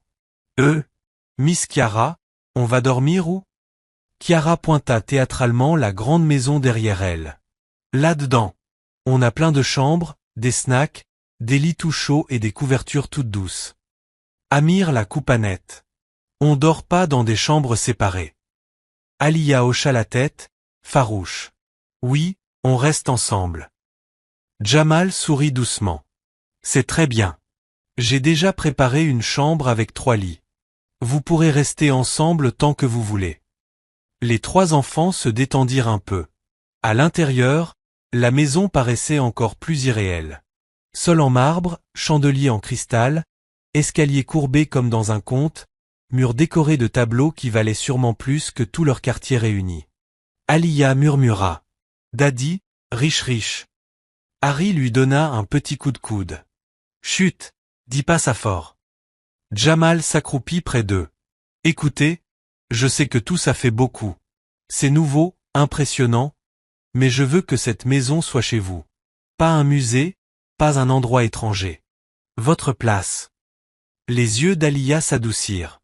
Amir resta méfiant. Harry hocha lentement la tête. Jamal se releva. Venez, je vais vous montrer votre chambre. Au fond d'un couloir, après plusieurs portes impressionnantes, il s'arrêta devant une porte portant une pancarte en bois. La chambre des triplés. Il ouvrit. La pièce était grande, colorée, avec 3 lits identiques, un bleu, un violet, un vert. Chaque lit avait des couvertures douces, des peluches, des petites étagères et une veilleuse en forme de lune. Aliyah écarquilla les yeux. Ça, c'est pour nous. Oui, dit Jamal doucement. À vous. Amir lâcha son sac et sauta sur le lit vert. Ça, c'est mon lit. Harry posa son sac au pied du lit bleu. Aliyah serra une peluche rose trouvée sur son oreiller. J'ai jamais eu un lit juste pour moi, murmura-t-elle. Le cœur de Jamal se serra douloureusement. Maintenant, tu en as un. Chiara entra avec un panier de vêtements. J'ai pris quelques habits au magasin, mais demain on ira faire une vraie séance shopping. Les yeux d'Harry s'agrandirent. Du vrai shopping? Au mal? Oui, rit Chiara. Vous méritez un nouveau départ. Mais soudain, le sourire d'Aliyah s'effaça. Daddy, comment on va parler à Mama? Le silence. Jamal inspira profondément. Demain matin, on va lui rendre visite. Et ce soir, on appelle l'infirmière pour voir si elle peut vous parler ou au moins entendre un message. On vérifiera chaque jour. Je vous le promets. Aliyah hocha la tête, rassurée un peu, mais Amir secoua la tête. Ça fait quand même pas normal. On devrait être avec Mama. Jamal s'agenouilla, posant une main douce sur son épaule. Je sais, mon fils. Mais ta maman a fait ce choix parce qu'elle veut que vous soyez en sécurité. Ici, vous aurez à manger tous les jours, des lits chauds, des fournitures d'école, et des médecins près de vous si besoin. Mais maman a besoin de nous, pleura Amir. Oui, murmura Jamal en le serrant contre lui. Et elle se bat pour revenir vers vous. Restez ici, c'est votre façon à vous de vous battre pour elle. Amir enfouit son visage contre lui, secoué de sanglots. Harry se rapprocha, les yeux rouges mais courageux. On va rendre maman fière. Aliyah se joignit à eux. Chiara essuya discrètement une larme. Ce soir-là, le dîner n'avait rien à voir avec ce qu'il connaissait. Un chef privé, Monsieur André, avait préparé du poulet grillé, de la purée, du brocoli et des petits pains chauds. Les enfants fixaient leurs assiettes comme si c'était de la magie. C'est toi qui as fait tout ça? S'étonna Aliyah. André rit. Tous les soirs si vous voulez. Harry ouvrit la bouche, choqué. Tous les soirs. Amir fronça les sourcils. Même les pancakes? Surtout les pancakes? André sourit. Les enfants éclatèrent de rire pour la première fois de la journée. Jamal choisit ensuite de servir le repas dans la petite salle familiale plutôt que dans l'immense salle à manger. Je veux pas que vous pensiez qu'il faut être fancy ici. Harry pointa la grande télé. On peut regarder la TV en mangeant? Oui. Amir tapa dans le canapé. La maison de Daddy est mieux que le cinéma. Ils rirent encore. Pour un instant, ils oublièrent tout. Mais à l'heure du coucher, la vérité revint. En revenant les voir, Jamal les trouva tous les 3 dans le même lit. Aliyah au milieu, tenant les mains de ses frères. Qu'est-ce qu'il y a? Demanda-t-il doucement. Aliyah leva des yeux brillants de larmes. C'est trop silencieux ici. Harry hocha la tête. Avant, on entendait les sirènes, les voisins, Mama qui chantait. Ici, ça fait vide. Amir renifla. Et les lits sont trop mous, et la chambre trop grande. Jamal s'assit sur le bord du lit. Vous voulez que je reste jusqu'à ce que vous dormiez? Les trois hochèrent la tête instantanément. Il les borda, alluma la veilleuse en forme de lune, et resta assis jusqu'à ce que leur respiration s'apaise. Mais Aliya parla encore, d'une petite voix. Daddy, promets-moi quelque chose. Tout ce que tu veux, mon bébé. Laisse pas maman mourir. Une larme coula sur la joue de Jamal avant qu'il ne puisse l'arrêter. Il prit leurs petites mains dans les siennes. Je te promets de faire tout ce qui est en mon pouvoir pour la garder en vie. Tout. Ils s'endormirent, les joues mouillées. Jamal resta longtemps sans bouger. Jusqu'à ce que Kiara entr'ouvre la porte et murmure. Ça va? Il secoua la tête, mais réussit à articuler. Je m'en fiche du prix. Je m'en fiche de l'effort. J'appellerai tous les médecins. Je l'emmènerai n'importe où. Je ne la perds pas. Ils ne la perdront pas. Kiara hocha doucement la tête et posa une main sur son bras. Cette famille, elle guérit, même si ça fait mal maintenant. Jamal regarda les enfants endormis, si fragiles, si brisés. Mes enfants méritent une maman entière. Chuchota Teil. Et je ferai tout pour leur donner cette chance. Il se leva, éteignit la lumière du couloir, et referma la porte doucement. La voix de Jamal se brisa. Faites tout ce qu'il faut. Juste, ne la laissez pas mourir. 15 minutes plus tard, il était assis sur une chaise, une aiguille dans le bras, son sang remplissant un petit tube. Kiara l'observait, les yeux embués. Tu vas vraiment faire ça? Je lui dois bien plus qu'un foie, murmura-t-il. Je lui dois toute une vie que je ne lui ai pas donnée. Kiara posa doucement une main sur son épaule. Tu l'aimes? Il ne répondit pas. Il n'en avait pas besoin. Dans la chambre de Monique, les triplés riaient avec elle, lui racontant le manoir, le chef, le grand jardin et leur nouveau lit. Monique les écoutait, le cœur partagé entre joie et tristesse. Puis elle aperçut Jamal dans l'embrasure de la porte, et quelque chose dans ses yeux l'effraya. Pas de la colère. Pas de la culpabilité. Mais une détermination mêlée de peur. Il s'éclaircit la gorge. Les enfants, vous pouvez aller marcher un peu avec Kiara? Je dois parler à votre maman. Aliya ne voulait pas partir. Amir s'accrochait à Monique. Harry paraissait inquiet, mais Monique hocha doucement la tête. C'est bon, mes bébés. Allez vous dégourdir les jambes. Je vous retrouve dans une minute. À contre-cœur, ils sortirent. Jamal referma la porte derrière eux. Monique le regarda, le cœur battant. Qu'est-ce qu'il y a? Jamal s'assit près de son lit. Monique, il faut qu'on parle. Son souffle se coupa. Qu'est-ce que le médecin a dit? Il ouvrit le dossier et commença à lui dire la vérité. Le silence qui suivit ses paroles était plus lourd que tout ce que Monique avait ressenti depuis son diagnostic. Elle le fixa, clignant lentement des yeux, priant pour avoir mal entendu. Une greffe? Sa voix se brisa. Ils ont vraiment dit ça? Jamal hocha doucement la tête. Ils ont dit que les médicaments t'aident, mais qu'ils ne peuvent pas réparer les dégâts. Tu as besoin d'un nouveau foie. Monique ferma les yeux. Pendant un long moment, elle ne respira plus. Une greffe. Pas des médicaments. Pas du repos. Pas du temps. Un organe entier. Son cœur se serra sous le poids de la peur. Pas pour elle-même, elle avait survécu à trop de choses, mais pour ses enfants. Oh mon Dieu, étouffa-t-elle. Mes bébés ont besoin de moi. Jamal se rapprocha, prudent et tendre. Et c'est pour ça qu'on n'abandonne pas.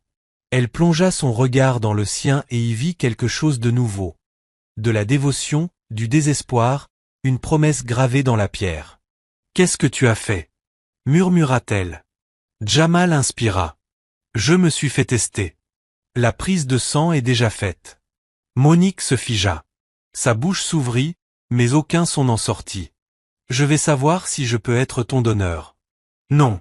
Le mot jaillit d'elle comme un cri. Non, Jamal. Tu ne peux pas faire ça. Arrête. Arrête maintenant. Jamal, j'ai dit non. Sa voix tremblait violemment. Je ne te laisserai pas te sacrifier pour moi. Pas après tout ça. Je ne laisserai pas mes enfants voir leur père mourir pour sauver leur mère. Jamal se pencha, parlant doucement mais fermement. Monique, donner une partie de mon foie ne va pas me tuer. Ça ne va pas réduire ma vie. C'est une opération dont je peux guérir. Tu n'en sais rien, murmura-t-elle, tremblante. Tu ne sais pas ce qui peut arriver. Je suis prêt à l'affronter. Tu comprends pas, souffla-t-elle. J'ai vécu cette douleur seule pendant des années. Tu crois que je peux soudain dépendre de toi? Et si tu repartais? Et si tu... Jamal se rapprocha encore, baissant la voix. Je ne pars pas. Pas cette fois. Plus jamais. Elle détourna le regard. Il continua, la voix épaissie par l'émotion. Monique, ces enfants ont besoin de toi. Ils t'adorent. Ils respirent parce que tu respires. Tu te bats pour eux chaque jour. Et c'est pour ça que je ne veux pas qu'ils perdent leur père alors qu'ils viennent à peine de le retrouver. Ils ne me perdront pas, dit Jamal. Tu n'en sais rien, chuchota-t-elle. Non, répondit-il doucement. Mais je sais ce qui arrivera si je n'essaie pas. Le barrage de Monique céda. Elle éclata en sanglots, les épaules secouées. Jamal ne la toucha pas tout de suite. Il la laissa pleurer. Laisser sortir la douleur. Puis il posa doucement sa main sur la sienne. Monique, laisse-moi te sauver. Avant qu'elle puisse répondre, la porte s'entr'ouvrit. 3 petits visages apparurent. Alia, Harry, Amir, souffla-t-elle faiblement. Depuis combien de temps vous êtes là? Alia entra. Assez longtemps. Harry avala péniblement. Maman, t'es plus malade que ce que tu nous as dit. La lèvre d'Amir trembla. On t'a entendu dire que t'as besoin d'un nouveau foie. Monique tenta de se ressaisir. Mais bébé, écoutez. Alia secoua la tête, les larmes aux yeux. Maman, tu nous dis d'être courageux. Mais nous mentir sur ton état, c'est pas être courageuse. C'est effrayant. Le cœur de Monique se brisa. Harry avança vers Jamal. C'est vrai? Tu peux lui donner une partie du tien? Jamal s'agenouilla. On ne sait pas encore. Il faut vérifier si je suis compatible. Amir renifla fort. Et si tu le es pas? Qui va sauver maman? Jamal sentit la peur de ses enfants l'écraser. Si je ne suis pas compatible, on trouvera quelqu'un. Je vous le promets. Alia essuya son nez. Ils sauront quand? Jamal baissa les yeux. Dans quelques jours. Amir s'effondra contre lui, en larmes. Papa, laisse-la pas mourir. Harry et Alia montèrent sur le lit, s'accrochant à leur mère. Monique les serra tous les 3, ses larmes tombant dans leurs cheveux. Je vais nulle part, murmura-t-elle, sans en être certaine. Je me bats. Je le jure devant Dieu, je me bats. Alia releva la tête. Alors laisse papa t'aider. Monique se figea. Harry hocha fermement la tête. On a besoin de vous deux. Amir supplia du regard. S'il te plaît, maman, laisse-le te sauver. Monique porta une main tremblante à sa bouche. Jamal s'approcha, doux. Tu vois? Même nos enfants ont plus de bon sens que nous. Malgré la peur, la douleur et l'orgueil, Monique laissa échapper un rire brisé, un rire qui guérissait. Elle leva les yeux vers lui. Je veux pas te devoir ma vie. Tu ne me dois rien, dit Jamal. Tu m'as donné les leurs. Monique eut un soubresaut. Alia posa une petite main sur sa joue.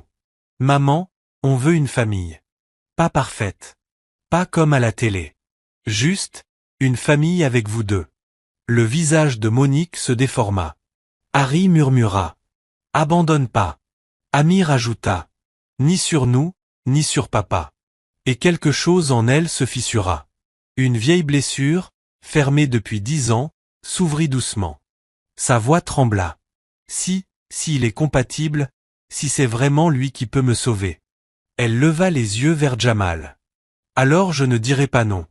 Les triplés éclatèrent en sanglots silencieux, de soulagement, de peur, de joie.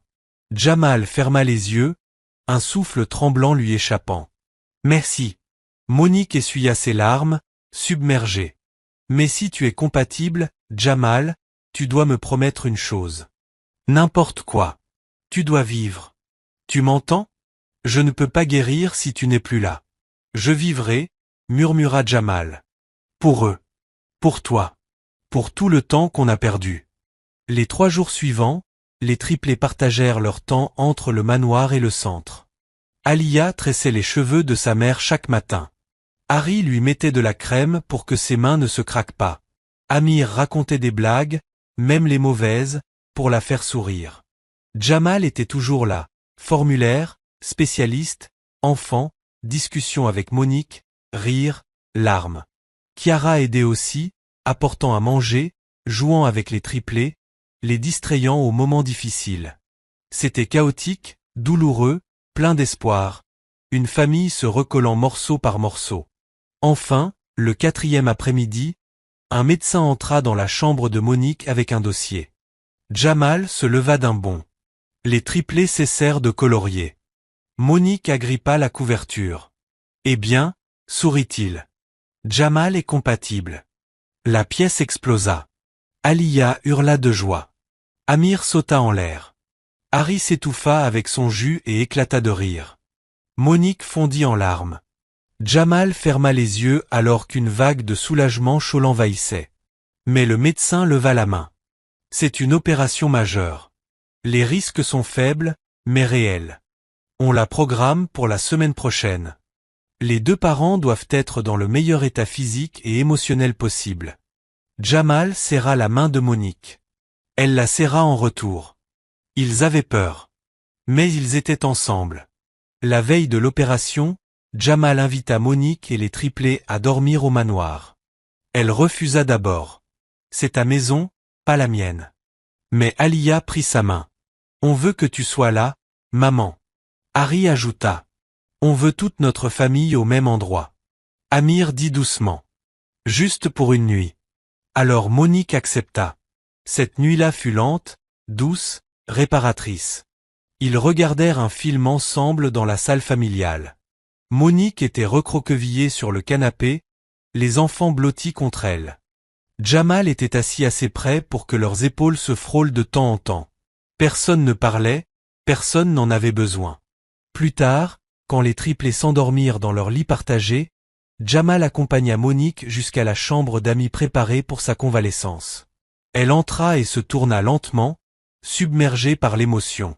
La pièce était chaleureuse, confortable, remplie de couvertures douces et de fleurs fraîches. « Tu n'avais pas besoin de faire tout ça, » murmura-t-elle. « Si, j'en avais besoin, » répondit Jamal. « Tu le mérites. » Ils restèrent silencieux, puis Monique demanda enfin. « Tu as peur ?» Terrifié, admit-il, mais plein d'espoir. « Moi aussi. » Il hésita, puis prit doucement sa main. « Monique, quand tout ça sera terminé, je ne sais pas à quoi ressemblera l'avenir. Je ne sais pas si tu me feras de nouveau confiance, mais je veux mériter une place dans ta vie. Pas à cause de la chirurgie, pas à cause du passé, mais parce que j'aime nos enfants, et parce que je tiens à toi. » Les yeux de Monique se remplirent de larmes. « Je ne sais pas ce que je peux promettre pour l'instant. »« Tu n'as rien à promettre, » murmura-t-il. « Vis. Que ce soit ta promesse. » Elle hocha lentement la tête, essuyant sa joue. « D'accord. » Avant de partir, il embrassa doucement son front. « Bonne nuit, Mo. »« Bonne nuit, Jamal. » Le jour de l'opération arriva comme une tempête. Les triplés se tenaient la main dans la salle d'attente. Chiara priait sans s'arrêter. Les médecins bougeaient vite. Les heures passèrent. Enfin, le chirurgien entra dans la salle d'attente. La greffe est un succès. Les 2 patients sont stables. La récupération prendra du temps, mais nous sommes optimistes. Les triplés pleurèrent. Chiara pleura. Même quelques infirmières pleurèrent. La saison 1 se termina sur l'image du trio debout entre 2 salles de soins, l'une où reposait leur mère, l'autre où reposait leur père. Une famille autrefois brisée, maintenant tenue ensemble par le courage, le sacrifice et l'amour. Et même si la route à venir était longue, incertaine, pleine de guérison, les triplés avaient enfin ce qu'ils avaient prié pour obtenir. Une vraie famille, une chance de se battre, un avenir. 6 mois plus tard. Le monde semblait différent. Pas parce que la ville avait changé. Les bus sifflaient toujours au coin des rues. Les grands immeubles de verre touchaient encore le ciel. Les sirènes hurlaient encore la nuit. Mais pour une famille, tout était nouveau. Le soleil se levait à peine sur le quartier calme lorsqu'une petite voix résonna à travers la fenêtre ouverte du manoir de Jamal. « Daddy, dépêche-toi. Tu vas nous mettre en retard. » Dans la grande cuisine, Jamal se tenait avec sa cravate à moitié nouée, plissant les yeux devant son reflet dans la porte du frigo. « Je me dépêche. » lança-t-il. « Les cravates, c'est dur, ok? Y a pas de notice avec. » Chiara passa en buvant son café, levant les yeux au ciel. « Si, il y a une notice. YouTube. Regarde une vidéo. » Jamal ricana. « Il est trop tôt pour que tu sois aussi bruyante. » Avant qu'elle ne réplique, 3 paires de pieds dévalèrent les escaliers. Harry, Amir, Alia, en uniformes impeccables, sac prêt, chaussures plus ou moins bien attachées. Harry ajusta son col, comme un petit adulte. « Daddy, t'es encore en train de te battre avec ta cravate ?» Amir éclata de rire. « Laisse ça pendre, dis à ton bureau que c'est une nouvelle tendance de milliardaire. » Alia descendit la dernière marche, secouant la tête comme une mini-tata. « Bouge pas, Daddy. » En moins de 10 secondes, elle lui fit un nœud de cravate parfait. Jamal la fixa. « Où t'as appris ça? » Maman m'a montré. Quelque chose de chaud traversa son regard. 6 mois plus tôt, il ne connaissait même pas cet enfant. Maintenant, elle lui ajustait sa cravate comme si elle l'avait toujours fait. Dans une autre pièce, un léger fredonnement remplissait le couloir. Monique se tenait devant son miroir, attachant un foulard sur ses cheveux. Son corps était plus mince, mais plus fort. Sa peau plus lumineuse. Ses yeux plus vifs. Un sourire doux flottait sur ses lèvres. Une cicatrice reposait sur son bas-ventre, un rappel permanent du jour où sa vie et celle de Jamal avaient littéralement été cousues ensemble. Une partie de son foie vivait maintenant en elle, travaillant en silence, lui donnant du temps.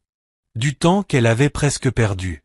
Du temps qu'elle refusait désormais de gaspiller. Elle ajusta son foulard, observa son reflet et murmura. « Je suis toujours là. Vivante, en guérison, présente. » On frappa à la porte. « Entrez. » Harry passa d'abord la tête. « Mama, tu es prête ?» Monique sourit. « Tu es élégant, toi. Tu te présentes aux élections ou quoi? »« Peut-être un jour, » répondit-il en riant. Alia entra doucement. « Mama, tu es jolie. »« Merci, mon cœur. » Amir arriva en dernier, l'air faussement boudeur. « T'es sûr que t'as le droit de sortir? » Le docteur a dit de prendre ça doucement. Monique rit. « Je vais à l'école, pas soulever des voitures, bébé. Je vais bien. Je vérifie juste.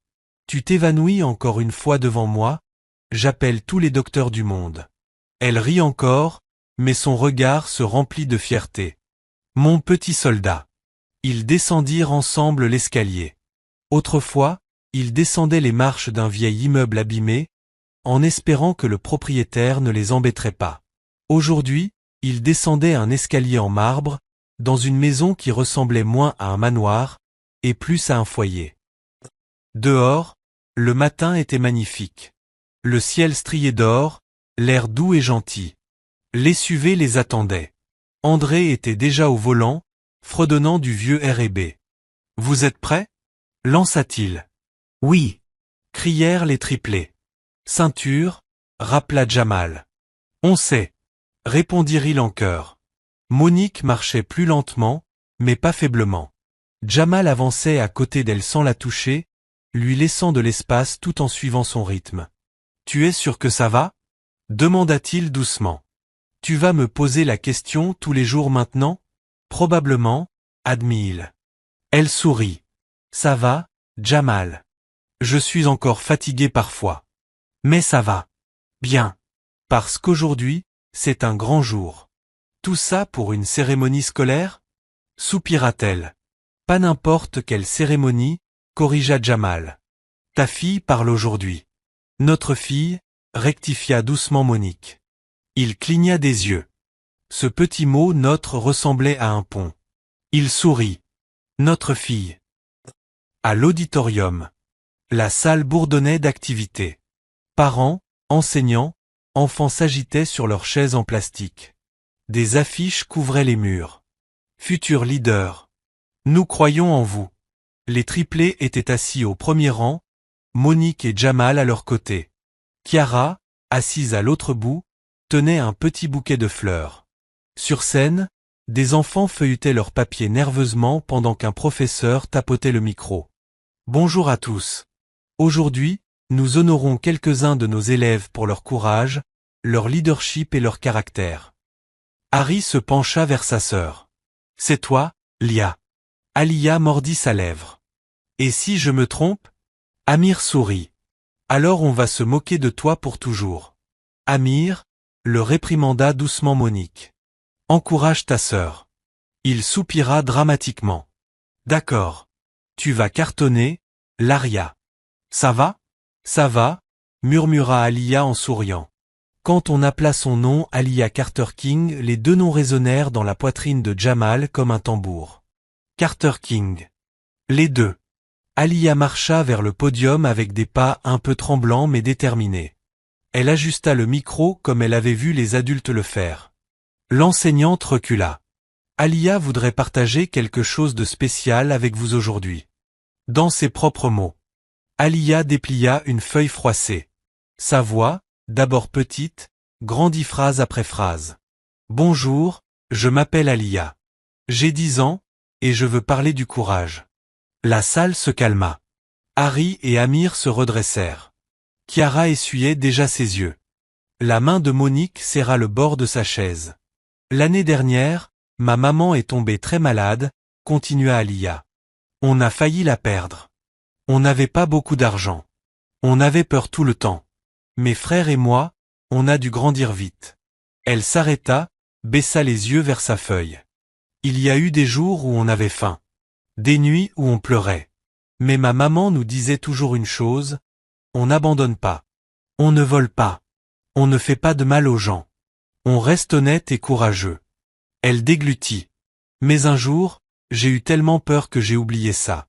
J'ai fait quelque chose de mal. J'ai pris quelque chose qui n'était pas à moi. Jamal et Monique échangèrent un regard. Harry et Amir se jetèrent un coup d'œil et hochèrent la tête. Mais ce jour-là a tout changé, dit Alia. Parce que cette personne, c'était mon papa. Des murmures étonnés traversèrent la salle. Il n'a pas crié. Il n'a pas appelé la police. Il a écouté. Et il a aidé. Il a aidé à payer le traitement de ma maman. Il nous a amenés vivre avec lui. Il a appris à être un papa. Et nous, on a appris à faire confiance de nouveau. Elle regarda ses parents. Ma maman s'est battue pour nous quand elle était seule. Mon papa s'est battu pour nous quand il nous a trouvés. Ils ont tous les deux fait des erreurs. Les adultes ne sont pas parfaits. Mais être courageux, c'est dire la vérité même quand ça fait mal, dire pardon, et essayer encore. Elle inspira.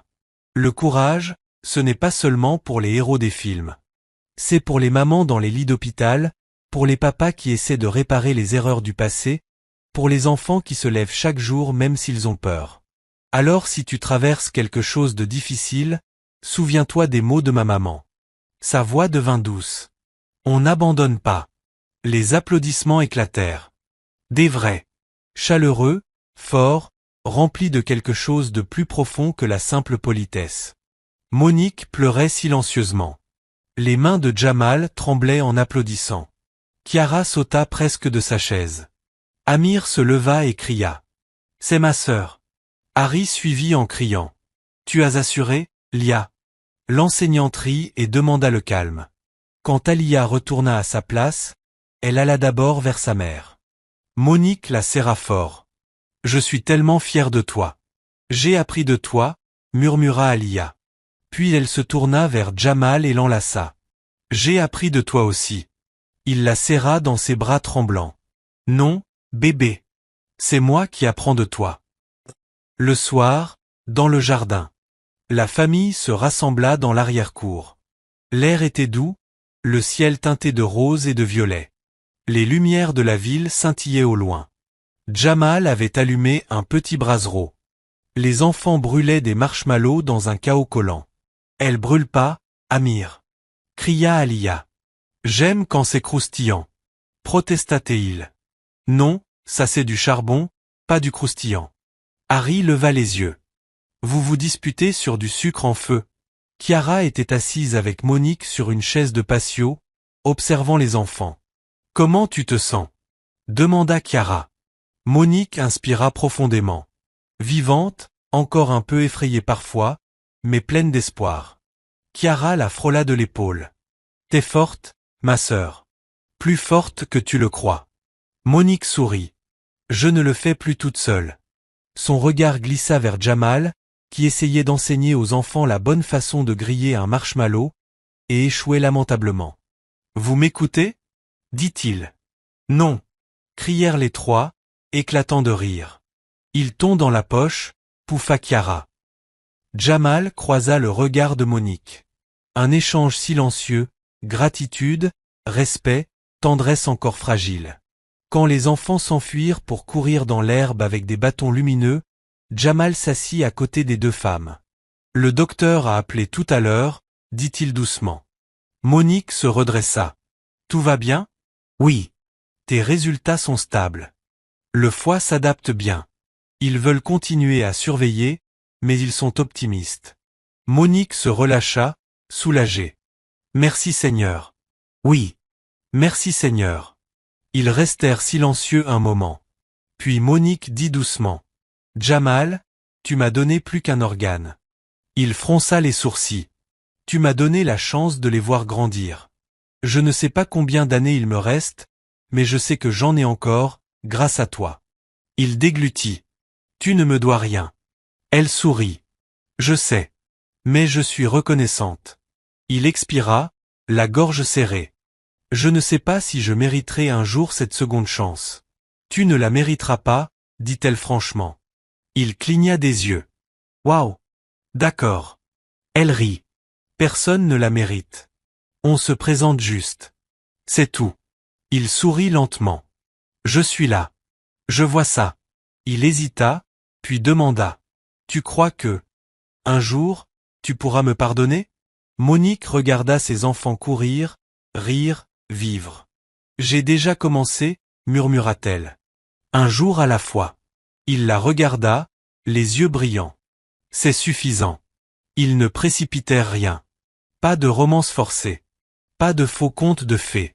Juste deux personnes autrefois brisées, apprenant doucement à marcher côte à côte pour trois petites âmes courageuses qui avaient recousu leur vie ensemble. Cette nuit-là, quand les enfants furent endormis, Alia au milieu, comme toujours, les garçons prétendant qu'ils s'étaient endormis là par accident, la maison se calma. Monique entra doucement dans leur chambre. Jamal se tenait dans l'embrasure de la porte, regardant. Elle repoussa une mèche sur le front de chaque enfant et déposa un baiser tendre. Vous êtes en sécurité, murmura-t-elle. Vous êtes aimés. Vous êtes à la maison. Elle se retourna et trouva Jamal toujours là. Tu devrais dormir, dit-il doucement. Toi aussi. Tu dois garder ce foie en forme. Il sourit. C'est ton foie maintenant. Notre foie, corrigea-t-elle. Ils partagèrent un dernier sourire doux. Puis elle entra dans sa chambre. Lui dans la sienne. Et la maison se posa. Pas dans la perfection. Pas dans la certitude. Mais dans la paix. Une paix fragile, durement gagnée. Certaines nuits, Monique se réveillait encore, craignant d'entendre les bips des machines. Certaines nuits, Jamal restait éveillé, repensant à toutes les années perdues. Certains jours, les triplés demandaient encore. Tu promets que tu ne vas pas partir? Et à chaque fois, les deux parents répondaient. On est là. On reste. On n'abandonne pas. Parce que c'était ça, le cœur de leur histoire. Trois petits-enfants qui avaient commencé avec la faim et la peur. Une mère qui s'était battue alors que son corps la lâchait. Un père arrivé tard, mais arrivé avec tout son cœur. Et une famille qui avait appris que parfois, le pire jour de ta vie, le jour où tu voles, le jour où tu t'évanouis, le jour où tout se brise, peut être le jour où tout commence. La saison 1 ne s'était pas terminée avec la richesse ou la perfection, mais avec quelque chose de bien meilleur. Une mère guérie, un père présent, trois enfants courageux, et une promesse. Cette famille pourra plier, mais elle ne se brisera plus jamais. Voici la fin de l'histoire. Si j'ai réussi à illuminer ta journée, sache que toi, tu as illuminé la mienne.